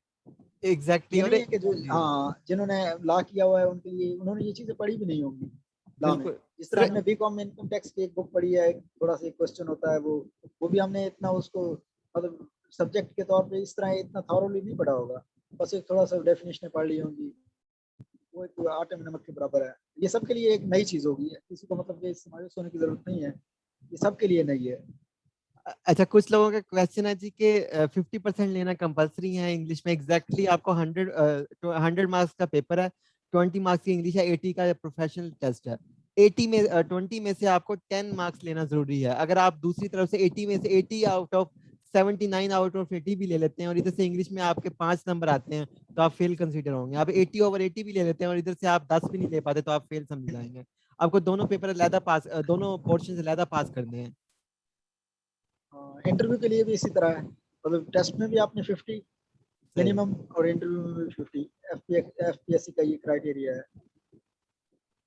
सही, ये बाकी टेस्ट होते हैं उसमें ये मतलब रिलैक्सेशन दे दी जाती है कि मतलब काफी सीटें कम हो, बंदे सीटें ज्यादा हो बंदे कम हो, तो वो इस तरह मतलब कर देते हैं। लेकिन इसमें बहुत स्ट्रिक्ट रूल है, मतलब जो पास है उसको कंसीडर करेंगे। मतलब आपने इधर मतलब जिस तरह आपने कहा कि 80 या 90 है, जितने नंबर लेने हैं, अगर इंटरव्यू में 50 नहीं है फिर भी नहीं करेंगे आप।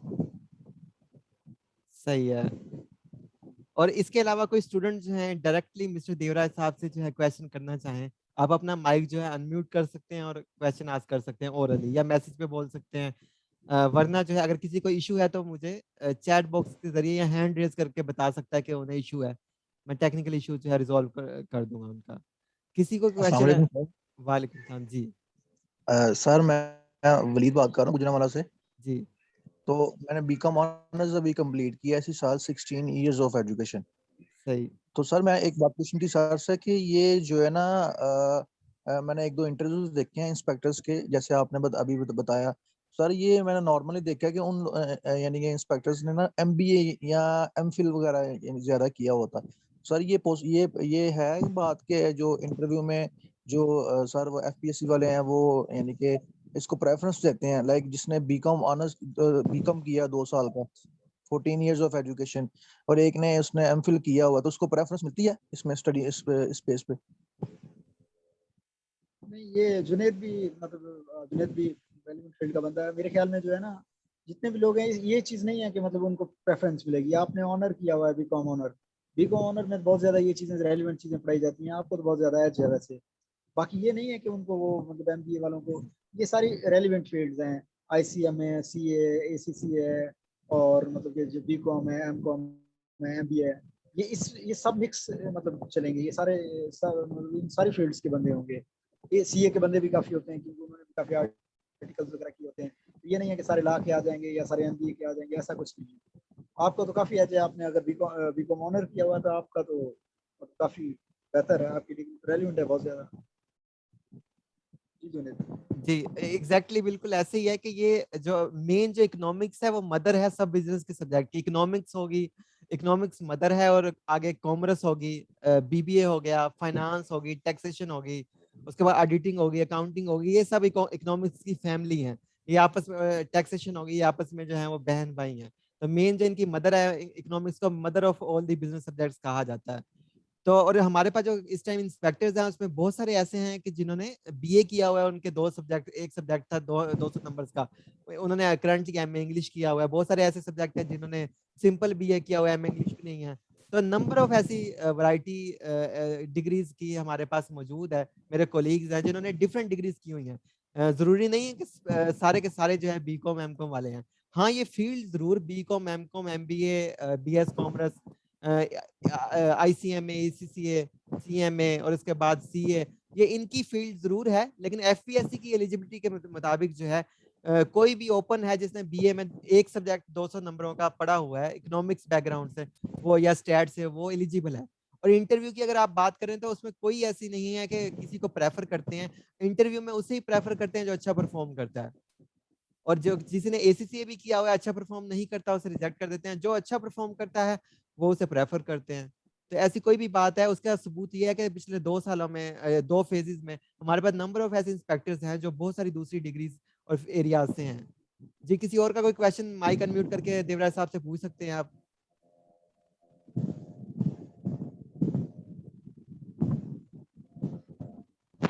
अस्सलाम वालेकुम। वालेकुम सलाम जी। जी सर, मैं वली बात कर रहा हूँ। मेरा जो बैकग्राउंड है वो मैंने BS इकोनॉमिक्स की है। सही है। इकोनॉमिक्स तो हमारी सारी जर्नल थी सारी, लेकिन उसमें ये है कि अब इसके जो कोर्स है इसमें टैक्सेशन है, तो हमें टैक्सेशन का कोर्स अलग से पढ़ना पड़ेगा। इस काइंडली बता दें। मतलब टैक्सेशन का कोर्स अलग से, मतलब ये सबके लिए नया है। जो अब जो लोग है रेलिवेंट फील्ड से हैं ना, जिस तरह मतलब बीकॉम वाले हैं या एमकॉम वाले हैं, उन्होंने भी अगर टैक्स का पोर्शन ये चीज पढ़ी है तो एक मतलब इतना नहीं पढ़ा, इस तरह थॉरोली नहीं पढ़ा हुआ। ये ठीक सबके लिए नया है। मतलब ये आप जो है मतलब आपके लिए भी नया है, सबके लिए भी इस टेस्ट के वाले से नया है। इतना मतलब थॉरोली मतलब वो नहीं पढ़ाया जाता। इनकम टैक्स वगैरह ना, वो एक जी न्यूमेरिकल क्वेश्चन होता है या कुछ डेफिनेशंस होती हैं। हाँ, ये सब के लिए मतलब कि ये नया होगा इस हद तक, क्योंकि income tax law, federal tax, sales tax, हालांकि सिर्फ इनकम टैक्स होती है, सेल्स टैक्स भी वो नहीं पढ़ाते इतना, तो सबके लिए न्यू है। मुझे एक जर्नल फिर बता दें कि फिर अगर इसकी टैक्सेशन पढ़ना हो तो टैक्सेशन के लिए बुक कौन सी हमें फिर रिकमेंड करेंगे आप? बुक्स कोई स्पेशल बुक्स नहीं है, मतलब इसमें मतलब मार्केट में आ कोई जाएगी। ऐसी जर्नल जो हाँ कि कह लें कि एक न्यू बिगिनर के लिए आसानी है।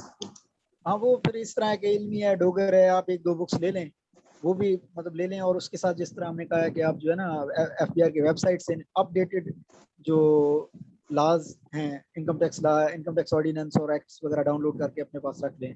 ठीक उसको है। भी टच किया करें, बुक्स को भी देख लिया करें। बुक्स में नहीं ये है कि रेलिवेंट और डॉगर चीज़ें को जो होगी वो।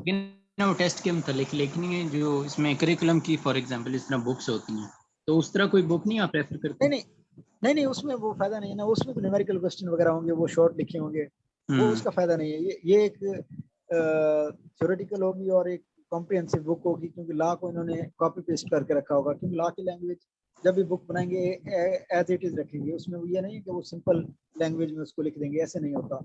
जो आप ठीक डाउनलोड करेंगे, वो जो रेलिवेंट चैप्टर्स होंगे, जो बुक बनाएंगे ना, उसको भी वो पोर्शन उठा के रेलिवेंट पोर्शन को कॉपी पेस्ट करेंगे, उसको सिंपल लैंग्वेज में नहीं लिखा होगा।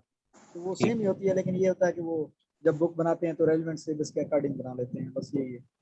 अच्छा, इसमें इनके लॉज हो गए और उसके आर्टिकल्स हो गए जो टैक्स वगैरह के, फर्दर यही चीज़ें अब हाँ अब जी FPSC वाले जिस तरीके से हैं वो 1 साल बाद कंडक्ट करते हैं ना टेस्ट, ड्यूरेशन करीबन नहीं, इतनी है। नहीं ऐसा एक साल नहीं। अब आप इसकी एडवर्टीजमेंट देखें तो लास्ट पे लिखा हुआ है, ये जो एडवर्टीजमेंट आई है तो उसमें टेंटेटिव डेट उन्होंने लिखी हुई है 21 नवंबर। मतलब 21 इसमें आप जो इस एड में जितनी भी जॉब्स आई हैं 21 नवंबर से उनके स्टार्ट हो जाएंगे। 21, 22, 23, 24, 25 जब भी नंबर आ जाए, मतलब 21 से स्टार्ट हो जाएंगे ये टेस्ट, ठीक हो जो भी गया। ठीक एडवर्टीजमेंट आई है। बाकी ठीक है, कोरोना की वजह से, कोविड की वजह से शायद लेट हो जाए, लेकिन आप जो है 21 नवंबर अपने माइंड में रखें कि 21 से टेस्ट चलें स्टार्ट हो जाएंगे। ठीक हो गया सर, थैंक यू। जी मेरा सवाल है मिस्टर देवराज साहब। हेलो। जी जी, आवाज सुन बताएं। पा रहे हैं जी जी, आपकी? हाँ अच्छा, आवाज आ रही है जुनेद, मेरा आप सवाल बोलिए। ये है कि सर ये बता दें कि काइंडली कि अगर एक टेस्ट में एक बच्चा अगर 80 मार्क्स लेता है या 90 मार्क्स लेता है और कंपैरेटिवली उसका इंटरव्यू इतना अच्छा नहीं होता, तो उसके जो टेस्ट वाले जो मार्क्स हैं वो मिला के एग्रीगेट बनाया जाएगा, या अगर सिर्फ इंटरव्यू को ही देखा जाएगा और उसको मतलब निकाल दिया जाएगा मेरिट से? नहीं, ये तो अब एफपीएससी का वो उनका अपना क्राइटेरिया है, लेकिन ये है कि मतलब ये तो कंफर्म है कि दोनों चीज़ों को अलग-अलग पास करना लाज़मी है। मतलब अगर आपके इधर भी 50 हैं तो मिनिमम उधर भी 50 होने चाहिए। लेकिन जो बंदा इसको पास करेगा वो ज़ाहिर बात है उसको थोड़ा एज देंगे, बेनिफिट्स देंगे कि मतलब एक बंदे में टैलेंट है, उसने ये चीज़ें पास की हैं, तो उसको वैसे ही उधर फ़ायदा हो जाएगा उसको। लेकिन ये है कि इंटरव्यू को भी 50 मिनिमम 50% से पास करना लाज़मी है, ये कंफर्म है। मतलब ये चीज़ मिनिमम कि आप जो भी क्वेश्चंस आस्क कर रहे हैं उसके 50% आपने आंसर्स दिए हुए हो। हाँ जी, ऐसे ही है। मतलब इंटरव्यू के जो मार्क्स होंगे उसमें मतलब आपके 50 जो भी आप वो 3 का पैनल होता है, 3% का पैनल होता है, जो वो मतलब एक बंदा होता है वो आपको टैक्स रिलेटेड चीज़ें पूछेगा जो आपके हवाले से, सेकंड बंदा होगा जो आपकी एजुकेशनल बैकग्राउंड से पूछेगा, तीसरा बंदा होगा जो आपसे जनरल क्वेश्चन को पूछेगा। वो तीनों का जो सम करेंगे, वो जो इंटरव्यू के अगर 50% मार्क्स हैं तो वो उसमें 25 होने चाहिए, आपको बनने चाहिए। ठीक हो गया, थैंक यू। जी, जी अस्सलाम वालेकुम। वालेकुम सलाम। जी सर, मेरा ये क्वेश्चन है कि इंटरव्यू के टाइम पे इंग्लिश के बारे में कौन से क्वेश्चन वगैरह पूछे जाते हैं? इंग्लिश के बारे में कोई क्वेश्चन नहीं पूछा गया था। जिस तरह मैंने बताया कि जो फर्स्ट पर्सन होगा वो इंट्रो लेगा और उसके बाद वो अपने टैक्स रिलेटेड क्वेश्चन करेगा आपका, या वो ओनली टैक्स रिलेटेड क्वेश्चन ही पूछे जाते हैं या इंग्लिश पोर्शन में से कुछ पूछा जाएगा उस हवाले से, कोई सिनोनिम या नहीं, वो मैं बता रहा हूँ। मतलब 3 का पैनल होता है जो पहले था, क्वेश्चन अक्सर वगैरह इसी तरह करते हैं? एफपीएस, हाँ एफपीएससी के 3 का पैनल होता है, 3 बंदे होते हैं उसमें। मतलब फर्स्ट बंदा जो होता है वो आपसे क्वेश्चन करेगा टैक्स रिलेटेड, आपका इंट्रो लेगा, वो उसकी मर्जी है ले ना ले, तो टैक्स रिलेटेड करेगा। फिर सेकंड बंदा जो होगा वो आपका एजुकेशनल बैकग्राउंड के हवाले से क्वेश्चन करेगा। जो थर्ड बंदा होगा वो फिर जर्नल क्वेश्चन कोई मतलब कि आपके नॉलेज को चेक करने के लिए कर सकता है। लेकिन ये चीज़ नहीं है कि वो आपको इंग्लिश के बारे में कुछ चीज़ें पूछेगी, ये नहीं है। वो स्पेशल जो एम इंग्लिश की पोस्ट होती है जिस तरह लेक्चरर वगैरह की, उसमें वो चीज़ें पूछते हैं, इसमें नहीं पूछी, इसमें इस तरह नहीं होता। बाकी जुनेद आप भी गाइड कर दें, आपका क्या एक्सपीरियंस है? जी एग्जैक्टली बिल्कुल सही कहा देवराज साहब ने कि इंटरव्यू में जो है वो बेसिकली देखते हैं कितनी कैपेबिलिटी है इस पर्सन की टू परफॉर्म दिस जॉब। तो मोस्टली जो है 3 लोग होते हैं, एक चेयरमैन होता है पैनल का जो एफपीएससी का नुमाइंदा होता है, और एक जो है 2 लोग जो है वो एफबीआर से हो सकता है, कमिश्नर लेवल के या इससे ऊपर के लेवल के। तो मोस्टली इस तरह से होता है कि एक तरफ कमिश्नर अपील्स बैठे होते हैं, एक तरफ कमिश्नर आईआर बैठे होते हैं, और एक दरमियान में एफपीएससी के मेंबर होते हैं, या 2 एफपीएससी के मेंबर होते हैं तो एक एफबीआर का मेंबर होता है। तो इस तरह से करके तो वो उस टाइम जज करते हैं कि कौन से पर्सन है जो बिल्कुल रेलिवेंट हमारे फील्ड में अच्छा परफॉर्म कर सकते हैं। तो वो इंटरव्यू पास करना बहुत ज़्यादा आसान है, बहुत इजी है इंटरव्यू पास करना। पेपर जो पास करना है वो बहुत थोड़ा सा मुश्किल है, क्योंकि पेपर में 1 लाख लोग हैं, इंटरव्यू में 1/5 कंपटीशन होता है, तो बहुत इजी है इंटरव्यू पास करना। उसमें वो 10 टू 15 मिनट 10 टू 12 होता है। 15 भी बाई चांस चला जाए तो चला जाने चाहिए। 10 12 इस तरह ही है। मतलब 10 या 12 मिनट का इंटरव्यू होता है, ज़्यादा नहीं होता, पता नहीं लगता टाइम का। सर ये मोहम्मद मौजम मुगल की जो बुक्स है सर, ये कैसी बुक्स हैं? ये ठीक है इनकम टैक्स और सेल टैक्स के लिए? मेरे ख्याल में मोहम्मद मौजम मुगल तो ये सिलेबस की बुक थी ना, बीकॉम वगैरह जी में। सर, बी कॉम है। हाँ, लेकिन उसमें ये है कि उसमें तो न्यूमेरिकल्स वगैरह है ना, उसमें ये लॉ नहीं है। आप उसको ना देखें, वो मतलब ठीक है, वो आपको कुछ डेफिनेशन वगैरह उसमें हेल्प हो जाएंगी, लेकिन जी जो टोटली लॉ है ना वो उसमें नहीं होता। उसमें तो एक चीजें रेलिवेंट क्वेश्चंस न्यूमेरिकल वगैरह उन्होंने रखे हुए हैं, आप उसको ना जी देखें। सर। आप जो है इल्मी या डोगर की बुक लें, उसमें से वो जो है लॉ को उन्होंने मतलब कॉपी पेस्ट करके उसमें रखा होगा, वो चीजें पढ़ें, और वैसे सिलेबस भी आ वैसे जाएगा सर तो उसमें मैंने लग उसको जाएगा। सर चेक किया, जो उसकी जो सेल टैक्स वाली बुक है ना वो मैंने चेक की है। उसमें जो सेल टैक्स के 74 सेक्शंस है ना, उसको सब शॉर्ट शॉर्ट करके उसको सारे कंसेप्ट उसने दिए हुए हैं, यानी कि सीक्वेंस के साथ। तो मैंने कहा चलो साथ ये भी ज़रा हेल्प हो जाएगी। हाँ, नहीं नहीं, और अच्छा है, उसको भी पढ़ें, लेकिन आप जो है थारोली पढ़ें। मतलब लॉ की जी जब सर। बुक आएगी ना, इल्मी की और अपनी इसकी डोगर वगैरह की, जो भी आपको अच्छी लगे दोनों ले लीजिएगा। थ्योरेटी थारोली पढ़ेंगे तो टेस्ट पास करना ज़्यादा इजी होगा। सर सर सेलेक्टिव एक सर स्टडी नहीं ये करें। जी सर। सर एक्सपेक्टेड जो सिलेबस है सर वो इंशाल्लाह वो कह रहे थे कि विद इन 1 वीक या 2 वीक्स में आ जाएगा। तो सर एक्सपेक्टेड यही रहेगा जो ओल्ड वाला सिलेबस है? पहले 2 बार तो यही रहा है, तो उम्मीद है जी इस बार सर। भी यही रहेगा, क्योंकि रेलिवेंट तो यही है। सर एक दफा रिवाइज करूं, income tax ordinance 2001, sale tax 1990 और federal excise act 2005, tax reforms and administration of Pakistan, और जो है ना उसके अलावा जो fiscal policy, budget, economic survey, ये यानी कि सर रेलिवेंट चीज है ना सर ये भी। जी जी, आप एफबीआर की वेबसाइट पे जाएंगे ना, अभी फिलहाल आप इनकम टैक्स ऑर्डिनेंस 2001 जो फर्स्ट पे होगा, लास्ट यस सर, अपडेटेड होगा, लास्ट अपडेटेड होगा जून 30 यस सर, 2021 इस तरह से, तो उसको डाउनलोड करें, वो पीडीएफ में फाइल ही होगी। तो यस अभी सर, आप सिर्फ इनकम टैक्स और sales tax federal excise duty download करें, फिर आप सिलेबस का इंतजार करें, इन चीज़ों को पढ़ें, फिर सिलेबस में देखें कि क्या फिजिकल पॉलिसीज और ये वो बात की चीज़ें यस। हैं, वो बात हाँ उसमें देख लीजिएगा। तो सर फंक्शंस ऑफ एफपीआर ना वो भी साथ था। हाँ और सर हाँ फंक्शन भी थे ऐसे ही। यस सर, सर मैंने एक और चीज पूछी थी, मैंने एक बुक पे सर मैं बुक रीड कर रहा था, तो उस पे जो एफबीआर का जो ऑर्गेनोग्राम था ना, मैनेज जो हिरार्की थी वो सर डिफरेंट थी, लेकिन एफबीआर के जो वेबसाइट पे वो सर डिफरेंट है। सर इन दोनों में से कौन सी यानी कि बंदा जो एफबीआर वाली है एफबीआर वेबसाइट पे वो कर ले? वेबसाइट वाली जो है ना वो ऑथेंटिक वही है, आप उस पे जाएं, जी सर, जी एफबीआर की सर, वेबसाइट पे जो होगी। जी सर। और सर एक और, जैसे भाई ने अभी सवाल किया है कि इंग्लिश में से कैसे आएगा, तो सर इंटरव्यू में चॉइस होती है, आप उसका आंसर जो है वो इंग्लिश में दें या आप उर्दू में बात करें? ये मतलब इंटरव्यूअर पे है, वो जिस तरह ज्यादातर तो वो मतलब आपका नॉलेज ही चेक करते हैं, बाकी वो ये नहीं है कि वो तो एक लैंग्वेज है कि वो आपसे इंग्लिश में बात करना चाहते हैं, ये जी वो सर, आपका नॉलेज, इसमें मकसद होता है कि वो आपका नॉलेज चेक करेंगे। जी ज्यादातर सर, इंटरव्यू तो उर्दू में था। जी सर। सर एक और मैंने आपसे टिप लेनी थी। मैंने ना अभी पेपर दिया है लास्ट ईयर, लास्ट मंथ ही ना, उसका इंटरव्यू दिया है जूनियर ऑडिटर का ना, डिपार्टमेंटल इंटरव्यू था सर। उसमें यानी कि बेसिक मुझे सारा यानी कि नॉलेज भी था, कॉमर्स का, इकोनॉमिक का, डिफरेंट चीजों का।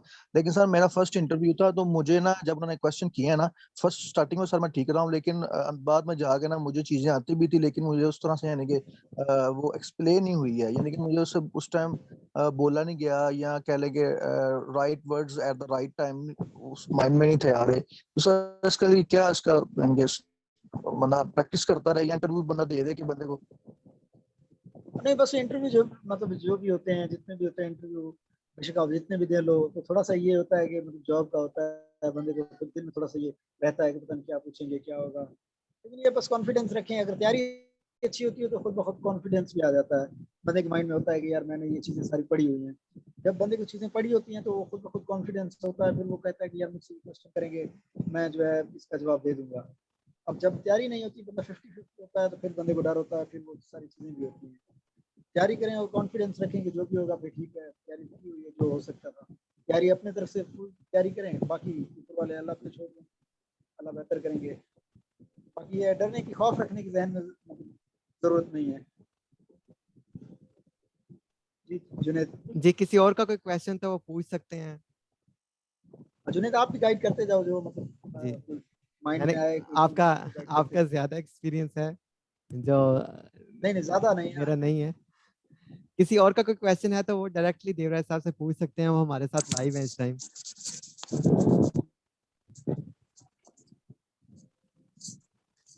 अस्सलाम वालेकुम सर।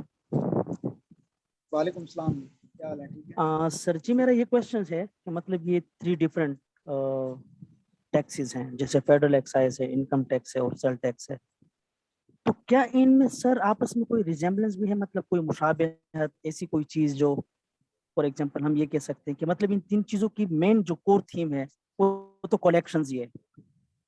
कहीं पे आप इनकम पे ले रहे हैं, कहीं सर वो गुड्स पे ले रहे हैं, कहीं पे जो है ना आप कोई ड्यूटीज ले रहे हैं। तो सर ये जरा मुझे बता दें कि इनमें क्या थोड़ा सा ये क्या टेक्निकलिटी है दो तीनों चीजों में। मतलब अगर हम एक चीज पढ़ रहे हैं, इनकम टैक्स हम कवर कर लेते हैं, तो क्या उसका हमें बेनिफिट मतलब सेल टैक्स में मिल सकता है, और या सेल टैक्स को कवर अप कर लेते हैं? मतलब इनमें कोई जुड़ी हुई चीजें हैं आपस में ऐसी? ये सर मेरे जरा ख्याल में, एक्सप्लेन कर दें थोड़ा सा। हाँ मेरे ख्याल में तो मतलब ये चीज़ें तो डिफरेंट है, लेकिन आपको मतलब थोड़ा सा बेनिफिट हो जाएगा। जिस तरह आप कह रहे हैं कि इनकम टैक्स पढ़ेंगे तो आइडिया हो जाएगा कि यार इस तरह की क्वेश्चन सेल्स टैक्स में भी मतलब इस तरह से वो चीज़ें हैं, रेलिवेंट चीज़ें हैं। सेम तो नहीं होंगी, लेकिन ये है कि उसकी आपको थीम का आइडिया हो जाएगा कि हाँ ये इसमें जो जो प्रोसीजर है उसमें सेल्स टैक्स में किस तरह है। इनकम टैक्स इनकम पे होता है, सेल्स टैक्स मतलब आपकी सेल्स पे होगा। तो लैंग्वेज को आपको पढ़ने का आइडिया हो जाएगा और काफ़ी चीज़ें जो है वो समझने में ईजी हो जाएगा कि हाँ ये खुद ब खुद जब आप करेंगे ना तो आपको आइडिया होता जाएगा। बाकी जुनेद आप गाइड कर दें, आप क्या समझते हैं, मतलब इस क्वेश्चन का क्या आंसर होना चाहिए?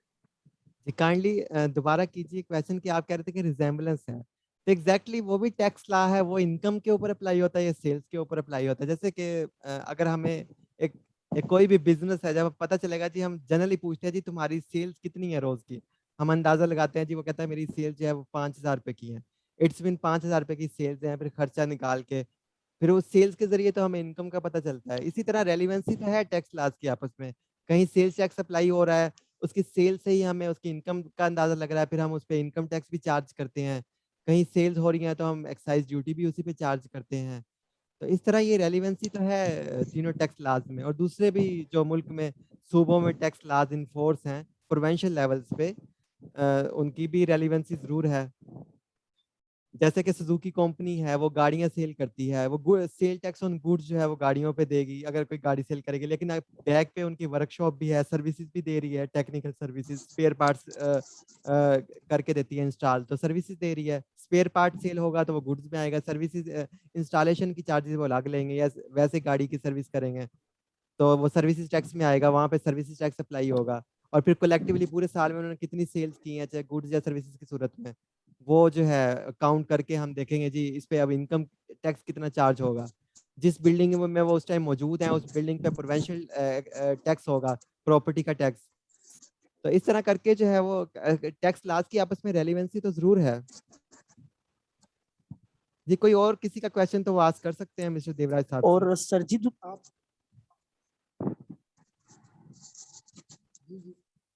जी बताएं।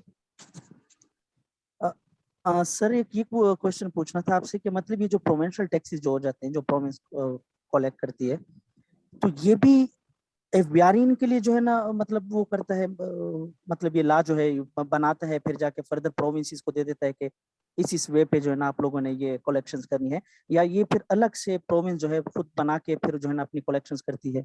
मतलब डिफरेंट जो प्रोविंसेस हैं उनका अपना ही सेपरेट है, या सब जो है ना, फॉर एग्जांपल एक केपी के कला है तो वो जो है वही सिंध का भी है और वही पंजाब का भी है, एग्जैक्टली मतलब इस तरह मैं से। मैं आपको स्लाइड में शो करवा देता हूँ ये किस तरह से है।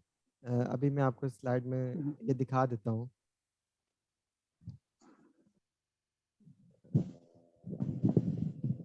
अगर आपको इस बारे में इन डिटेल जानना है, कंप्रीहेंसिवली जानना है प्रोवेंसेस और जो है फेडरल में किस तरह है, कौन से टैक्सेस जो है वो प्रोवेंसेस इकट्ठे करते हैं, कौन से जो फेडरल इकट्ठे करता है, तो कंप्रीहेंसिवली हमारा एक 3 घंटे का सेशन पड़ा हुआ है हमारे यूट्यूब चैनल पे, इंस्पेक्टर इंडियन रेवेन्यूज अकेडमी।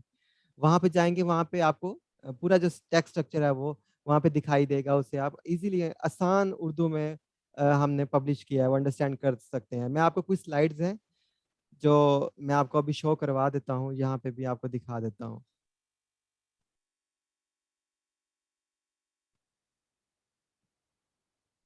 जी मैं अभी स्लाइड से शेयर करता हूँ आपके साथ।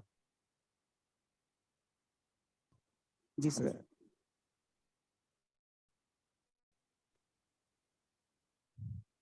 अगर आपको स्लाइड शो हो रही हो, मैं इसे थोड़ा सा बोल्ड कर देता हूँ फ्रॉम करंट स्लाइड। जो पाकिस्तान में टैक्स सिस्टम है वो 3 लेवल्स के ऊपर डिवाइडेड है, उसकी डिवीजन इस तरह से है, 3 लेवल्स पे है। नेशनल लेवल पे जो है नेशनल टैक्सेस इन फोर्स है, प्रोविंशियल लेवल पे प्रोविंशियल टैक्सेस, और जो है लोकल लेवल पे लोकल टैक्सेस इन फोर्स हैं, जैसे म्यूनिसिपल टैक्सेस वगैरह।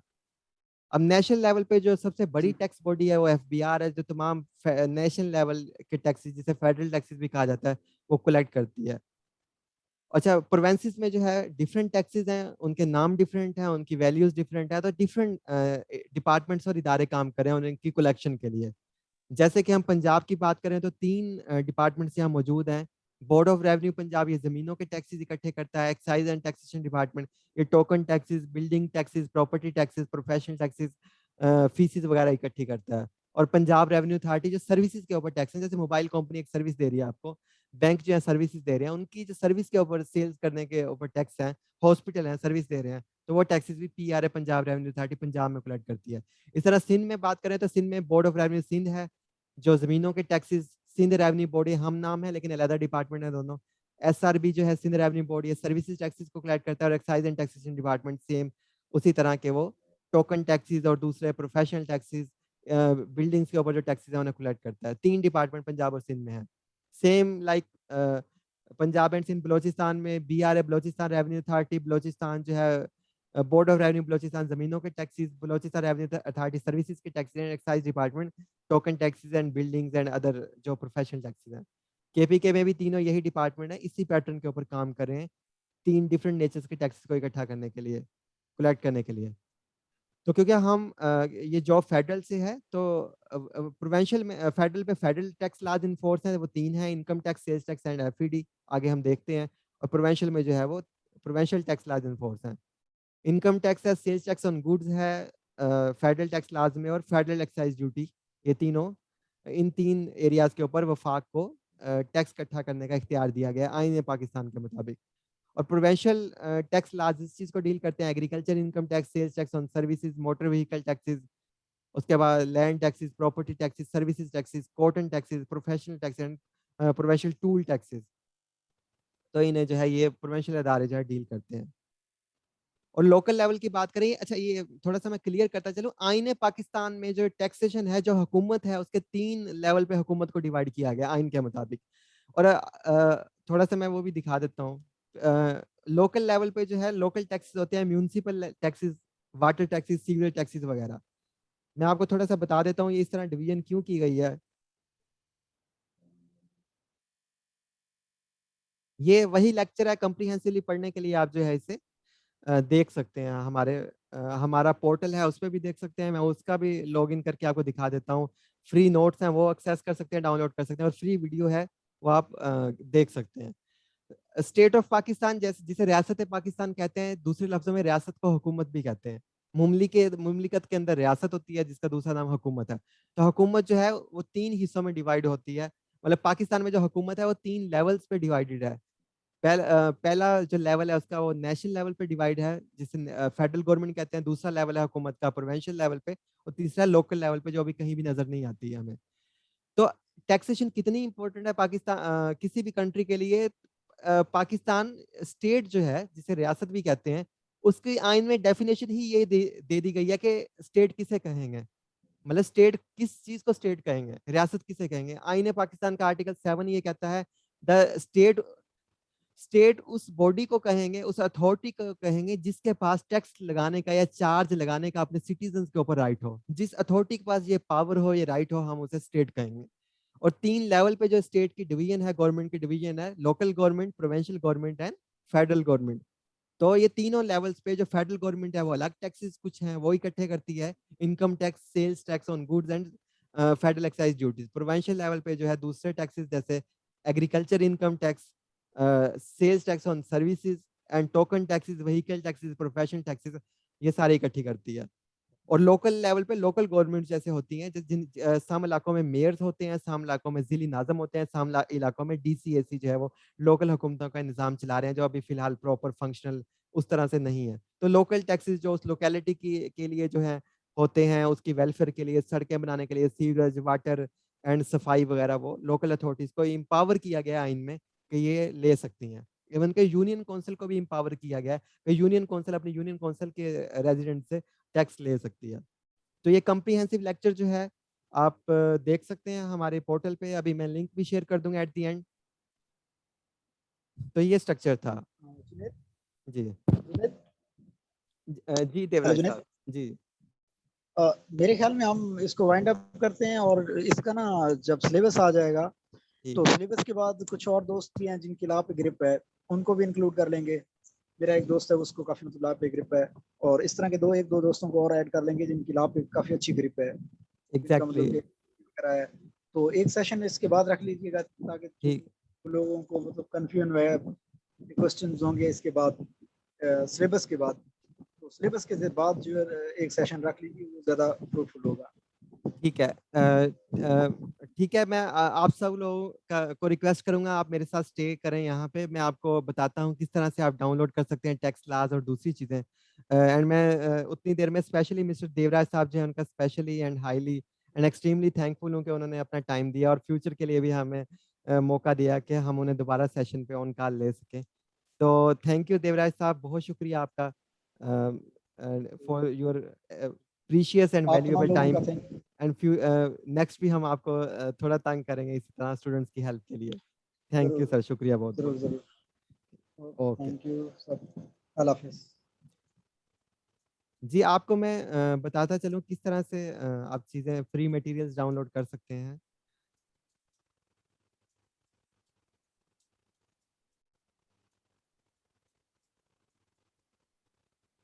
आप हमारी वेबसाइट विजिट कर सकते हैं, जिसका ये यूआरएल है www.iaracademy.com।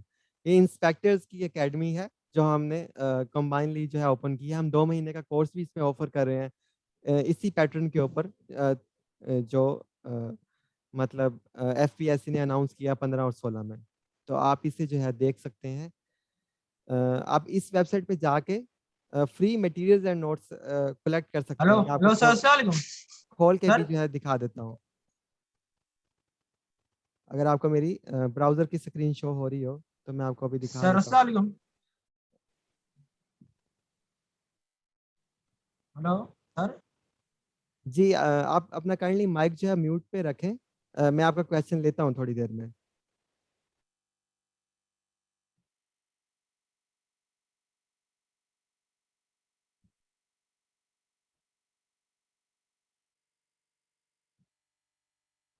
जी, ये वेबसाइट है IIR academy, inspector inland revenues academy. IIR academy.com abbreviation है।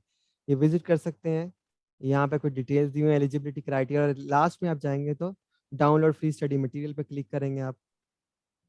इस पे क्लिक करेंगे तो ये सारी चीज़ें जो हमने अभी बताई हैं, आप यहाँ से डाउनलोड कर सकते हो। और ये जो लेक्चर है, सेशन है इस टाइम, इसकी रिकॉर्डिंग जो है वो आपको आप मुझे मैसेज कीजिएगा जिस नंबर पे आप रजिस्टर हुए हैं, उसके ज़रिए मैं आपको लिंक शेयर कर दूँगा। ये फ्री स्टडी मटेरियल है। ये सारी की सारी चीज़ें जो है आप डाउनलोड कर सकते हैं। ये टेक्स्ट क्लास यहाँ पे अवेलेबल है। इसके अलावा 75 से ज़्यादा रियल टाइम नोट्स जो हैं, आप वन क्लिक क्लिक के ऊपर यहाँ पे फ्रीली डाउनलोड कर सकते हैं। यहाँ पे फ्रीली डाउनलोड कर सकते हैं। इसके अलावा हमने एक पोर्टल डिज़ाइन किया है अपने स्टूडेंट्स के लिए। आप इसे देख सकते हैं, जितने भी लेक्चर हैं इनकम टैक्स के, सेल्स टैक्स के एंड एफईडी के, एंड इस पोर्टल में जो है इंग्लिश का पोर्शन हम कवर करवा रहे हैं, इनकम टैक्स का, सेल्स टैक्स का, फेडरल एक्साइज ड्यूटी का, economic policies and tax reforms का, ऑनलाइन एमसीक्यूज टेस्ट। तो रेगुलर बेसिस पे जितने भी टैक्स हैं वो यहाँ पे इस पोर्टल के थ्रू कंडक्ट कर रहे हैं हम। और यहाँ से भी आप तमाम जो लेक्चर्स हैं उन्हें एक्सेस कर सकते हैं, अगर आप हमारे जो है कोर्स है उसे ज्वाइन करते हैं। कोर्स की मैं आपके साथ डिटेल शेयर कर लेता हूँ। सेकंड बैच हम शुरू करने जा रहे हैं 10 सितंबर से।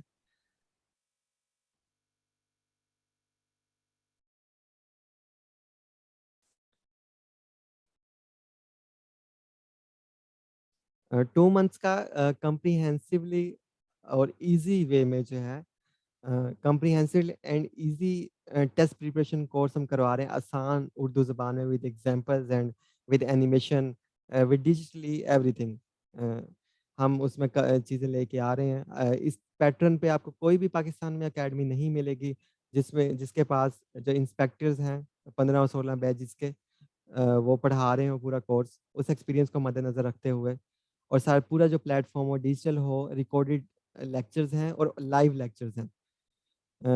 ऑनलाइन टेस्ट हैं, एमसीक्यूज टेस्ट हैं, विद इन 1 मिनट जैसे ही आप अटेम्प्ट करते हैं आपको अपना स्कोर पता चल जाता है। इस टेस्ट के कोर्स फीचर्स क्या हैं? Complete course will be taught by the current FBR inspectors. जो हमारे पैनल में एफबीआर के इंस्पेक्टर्स हैं, पूरा कोर्स वो पढ़ाएंगे। In depth detail comprehensive and complete syllabus coverage की जाएगी। कंप्लीट टेक्स्ट क्लास की कवरेज करवाई जाएगी आसान ज़ुबान में, आसान और सादा तरीके से। जितना भी सिलेबस है फिजिकल पॉलिसीज़ का, बजट के हवाले से एंड इकोनॉमिक इश्यूज़ के हवाले से, वो सारे का सारा इसमें कवर किया जाएगा। और किसी भी तरह की मदद की ज़रूरत हो क्वेश्चनिंग में तो वो प्रोवाइड की जाएगी। डिजिटल क्लासेस होंगी लाइव वाया ज़ूम, जैसे अभी ये सेशन हो रहा है। इसके अलावा हमारा एक प्रीमियम पोर्टल है जो इसको मैंने अभी शो करवाया, वहाँ पे तमाम recorded lectures, material, MCQs test, notes, handouts, PDF सारी अवेलेबल हैं। आप किसी भी टाइम उन्हें डाउनलोड कर सकते हैं। तमाम जो हमारे पास डाटा बैंक है, जो हमारा पैनल खुद एक्सट्रैक्ट करेगा, अ, उसे देखेगा, जो क्रीम है वो स्टूडेंट्स को देगा पीडीएफ्स की सूरत में, प्रिंट आउट्स की सूरत में, डिजिटली। वो आप ले सकते हैं और उनमें प्रैक्टिस कर सकते हैं। वीडियोज़ जो है एक्सक्लूसिवली वो आप डाउनलोड कर सकते हैं और वॉच कर सकते हैं जो रिकॉर्डेड होंगी, और लाइव सेशन भी अटेंड कर सकते हैं जो डेली होंगे। इसके अलावा जितनी भी स्पेशली जो और भी एक्सपर्ट इंस्पेक्टर्स हैं उनके साथ मीटिंग्स होंगी, जिनके नॉलेज से आप इस्तेफ़ादा कर सकते हैं। ये आपने देखा हमारा स्टूडेंट पोर्टल है जो मैंने अभी दिखाया, यहाँ पे सारे जो एरियाज़ हैं इंग्लिश से लेकर इकोनॉमिक्स तक, टैक्स से लेकर सेल्स टैक्स तक, सारे हम इसमें आप हमारे पोर्टल के ऊपर जब आप रजिस्टर हो जाएँगे तो वहाँ पे आपको इसकी एक्सेस मिल जाएगी। लास्ट डेट जो है कोर्स की वो 10 स्टार्ट जो हो अगर हो रहा है सेशन हमारा वो 10 सितंबर को हो रहा है, और लास्ट डेट जो है रजिस्ट्रेशन की वो है 8 सितंबर।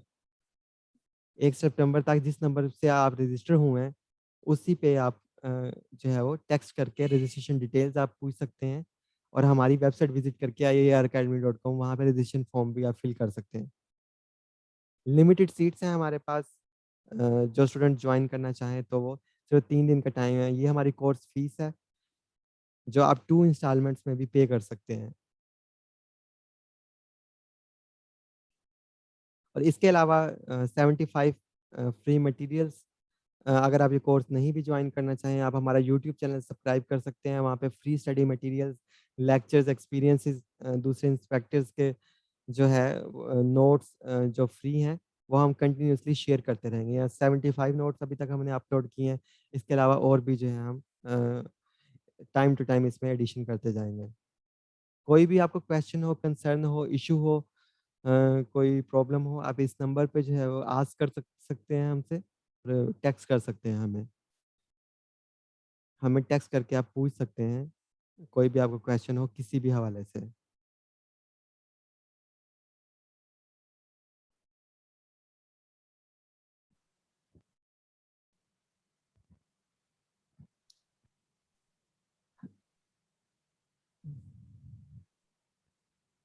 हेलो सर, अस्सलाम वालेकुम। वालेकुम सलाम जी, आप बताएँ आपका क्या क्वेश्चन है? सर मेरा ये क्वेश्चन है कि मैं बिगिनर हूँ, तो मुझे कौन सा बुक्स प्रेफर चाहिए, कौन से बुक से मैं तैयारी करूँ? आप हमारा जो ये सेशन आप आई थिंक लेट जॉइन किया आपने, तो इसकी रिकॉर्डिंग आपको मिल जी जी जाएगी। सर। आप मुझे टेक्स्ट करेंगे इसी नंबर के ऊपर, तो मैं आपको लिंक चलो भेज ठीक दूँगा रिकॉर्डिंग का। तो आप इसे शुरू से देखिए तो फिर आपको सारा जो है पता चल जाएगा। है, thank you sir, thank you. इसके अलावा किसी भी और स्टूडेंट का कोई क्वेश्चन है तो वो आस्क कर सकते हैं हमसे।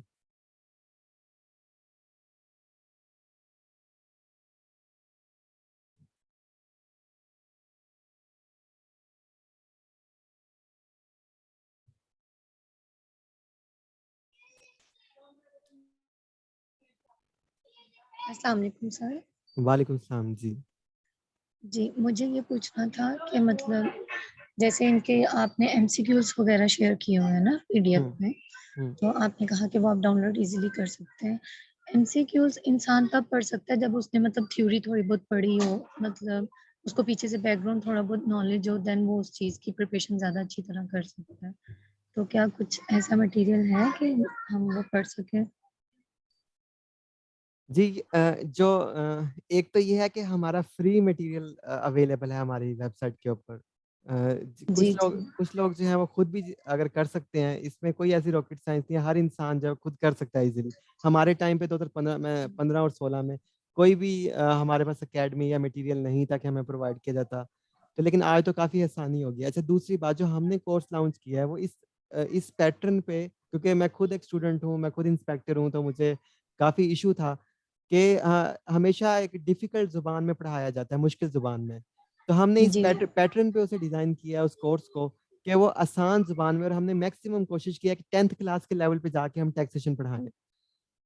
मतलब हुँ। एक सिंपल मोड में हम आसान ज़ुबान में उसे जो है पढ़ाने की कोशिश कर रहे हैं। मैं आपको एक सिर्फ़ इसकी एग्ज़ाम्पल दे देता हूँ अभी यहाँ पे। आप हमारा जो कॉम्प्रिहेंसिव सेशन है 3 घंटे का, उसे एक्सेस कर सकते हैं यूट्यूब पे, मैं आपको लिंक शेयर कर दूँगा। तो इसी पैटर्न पे आसान ज़ुबान में हमने 2 महीने का टैक्स कोर्स लॉन्च किया है जिसे आप जॉइन कर सकते हैं। अगर खुद स्टडी करना चाहें तो उसकी भी तमाम फ्री गाइडलाइन जो है हमारी वेबसाइट पे मटेरियल की सूरत में और हमारे यूट्यूब चैनल में वीडियोज़ की सूरत में अवेलेबल है। मैं ये पूछना चाह रही हूँ जैसे कि एमसीक्यूज टैक्स अगर टैक्सेशन से रिलेटेड आते हैं तो उनमें फार्मूलाज वगैरह कुछ ऐसी चीजें यूज होती हैं जो कि जैसे कि मैंने बीएस इकोनॉमिक्स किया हुआ है, सही। तो मैंने तो इतना प्रॉपर टैक्सेशन को नहीं पढ़ा, ठीक है।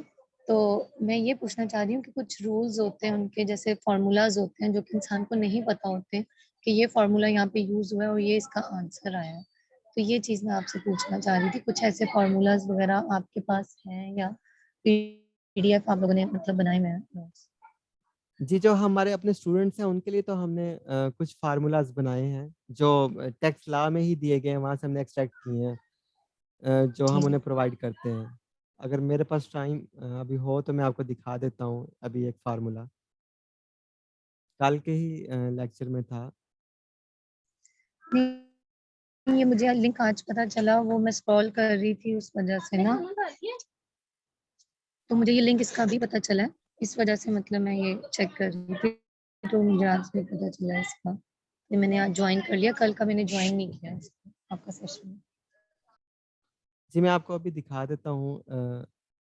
जैसे हम सेक्शन पढ़ते जाते हैं, जैसे खास तौर पे एक इनकम का सेक्शन है कि इनकम टैक्स की कैलकुलेशंस कैसे होगी, अब सैलरी इंडिविजुअल है उस पे कैसे होगी, कंपनी पे कैसे होगी, अगर कोई पार्टनरशिप फर्म है तो उस पे कैसी होगी, अगर यूनिवर्सिटी है, एनजीओ है तो उस पे कैसी होगी।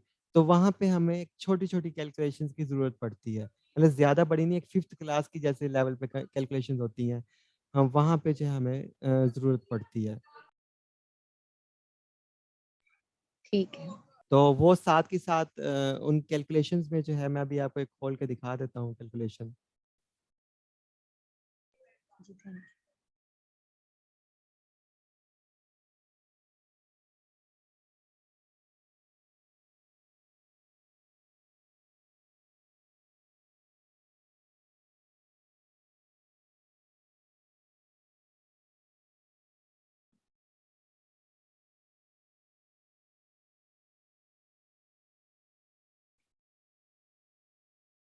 जी, अगर आपको मेरी स्क्रीन शो हो रही हो तो आप देख सकते हैं इस टाइम। मैं इसे बड़ा करने की कोशिश करता हूँ। तमाम स्टूडेंट जो इस टाइम मौजूद हैं इस लेक्चर की और सेशन की जो अभी था, आप देख सकते हैं वीडियो हमारे यूट्यूब चैनल पे। अगर ना मिले लिंक तो आप मुझे उसी नंबर पे मैसेज कर सकते हैं जिस पे आप रजिस्टर हुए हैं, मैं आपको शेयर कर दूँगा रिप्लाई में। अब ये सेल्स टैक्स की 36 डेफिनेशन है, आप खुद भी इसे खोल के देख सकते हैं। इसमें एक फ़ॉर्मूला दिया हुआ है टैक्स फ्रैक्शन का, कि टैक्स फ्रैक्शन क्या होती है। तो हमने इस तरह स्टूडेंट्स को जो बताया कि फ्रैक्शन उर्दू में कि हिस्सा इसका मतलब होता है, अगर कभी टैक्स डिपार्टमेंट जो है वो टैक्स लगाना भूल गया, तो वो फ्यूचर में टैक्स डिपार्टमेंट को याद आ गया तो वो अपना हिस्सा जो है किस प्रोसीजर के तहत, किस फ़ॉर्मूले के तहत वो जो है वो कलेक्ट करेगा टैक्स पेयर से। तो हमने एक आसान ज़ुबान में कोशिश की है इसे समझाने की। इस तरह अगर आप देखें तो यहाँ पे बात की गई है कि सप्लाई चेन क्या होती है।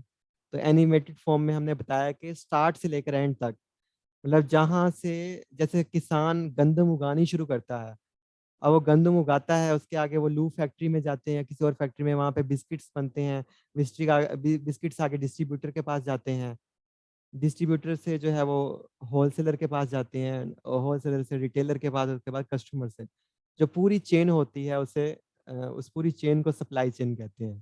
तो ये सप्लाई चेन का कॉन्सेप्ट 33 नंबर डेफिनेशन में दिया हुआ है, अगर आप सेल टैक्स लॉ को ओपन करके देखें। इसी तरह जो है अब जैसे यहाँ पे बताया गया है कि जैसे आपने बताया कि आप इकोनॉमिक्स बैकग्राउंड से हैं, तो बहुत सारे स्टूडेंट्स हमारे पास ऐसे हैं जो इस एरिया से नहीं हैं। मतलब accounting, finance, BCom, commerce, BBA वगैरह से। तो उनकी आसानी के लिए जैसे डबल एंट्री सिस्टम की बात की गई है टैक्स लॉ में। तो हमने बताया कि डबल एंट्री सिस्टम वो होता है कि जहाँ पे 2 दफ़ा एक चीज़ की एंट्री होती है। फॉर एग्ज़ाम्पल आप मोबाइल फ़ोन परचेज़ करते हैं तो एक तरफ आपके हाथों से कैश जा रहा है दुकानदार के पास और दूसरी तरफ जो है वो आपका मोबाइल फ़ोन आ रहा है। इस तरह बिज़नेस में अगर एक तरफ सेल हो रही है, तो दूसरी तरफ जो है वो आपको उसके अगेंस्ट सेल के कैश रिसीव हो रहा है। तो दोनों इफेक्ट्स को बैलेंस करने के लिए जो है डबल एंट्री सिस्टम अकाउंटिंग में यूज़ होता है।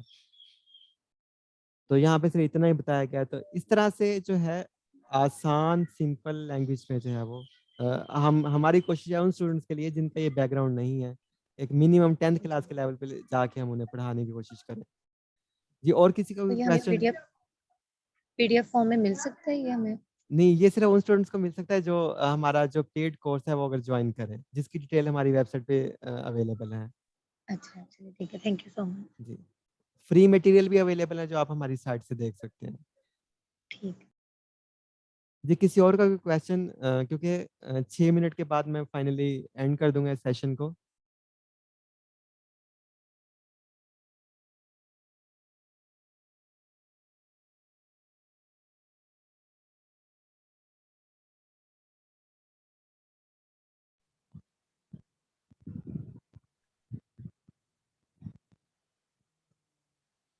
सर अस्सलाम वालेकुम। वालेकुम सलाम जी। सर मैंने तो इंजीनियर में की है, मुझे बीकॉम का एक लफ्ज भी नहीं आता है, तो मेरे लिए कौन सी आइडिया मैं कहाँ से तैयारी करूँ, और इवन अगर मेरी वीक पे प्रॉब्लम्स सारे वीक पे मैं उसको सॉल्व कैसे करूँ, तो काइंडली मुझे बता दें। आप इनकम टैक्स लॉ जो है उसे पूरा ग्रिप करें, जो बहुत आसान है 2 महीने में करना। सेल्स टैक्स लॉ जो है वो उसे ग्रिप करें, एंड फेडरल एक्साइज ड्यूटी उसे ग्रिप करें। तो इन 3 लॉज को ग्रिप करें। आई होप सो अगर आप 100% इसे ग्रिप कर लेते हो, आप अच्छे स्कोर जो है, पासिंग स्कोर आप अचीव कर सकते हैं। इन्हें आसान जुबान में समझने के लिए, आसान जुबान में अंडरस्टैंड करने के लिए जो है, आप हमारा जो कोर्स है 2 महीने का, वो ज्वाइन कर सकते हैं, जिसमें हम आसान, सिंपल उर्दू, इंग्लिश और एनिमेशन के मिक्सचर से जो है ये समझाने की कोशिश करेंगे तमाम टैक्सेशन से चीज़ें। और जो हमारे करंट एफबीआर इंस्पेक्टर्स हैं वही इसमें आपको टीच करेंगे, ना कि कोई और पर्सन। मैं खुद एफबीआर इंस्पेक्टर हूँ, 2018 बैच से हूँ मैं। तो इस प्रॉब्लम को हमने इस तरह सॉल्व किया है, एनिमेशन की सूरत में, उर्दू की सूरत में, एंड आसान वे में जो है हम ये करने जा रहे हैं कोर्स। आप उसे ज्वाइन कर सकते हैं, और खुद करना चाहें हमारी वेबसाइट से फ्री मटेरियल ले सकते हैं। यूट्यूब हमारे सेशन जो है ज्वाइन कर सकते हैं, और वहाँ पे जो है फ्री आपको मटेरियल जो है वो और गाइडलाइन मिलती रहेगी। किसी और का कोई क्वेश्चन? 3 मिनट बाद exactly I will turn off this session.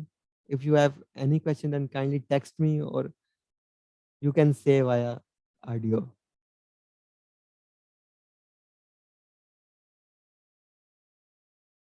जी, मैं वेबसाइट का लिंक यहाँ सबको शेयर किए देता हूँ।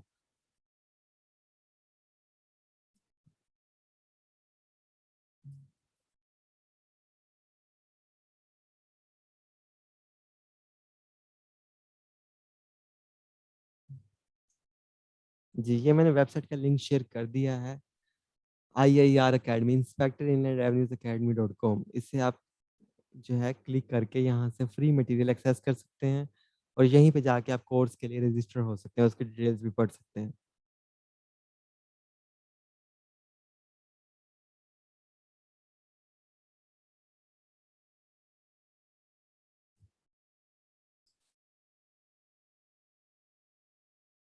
अगर किसी को रिकॉर्डिंग चाहिए हो आज के सेशन की, तो वो हमें मैसेज कर सकते हैं इस नंबर पे। I will provide the link of YouTube channel, जहाँ पे उन्हें सेशन की रिकॉर्डिंग जो है वो एक्सेस हो जाएगी। इस नंबर के ऊपर आप मुझे टेक्स्ट कर सकते हैं।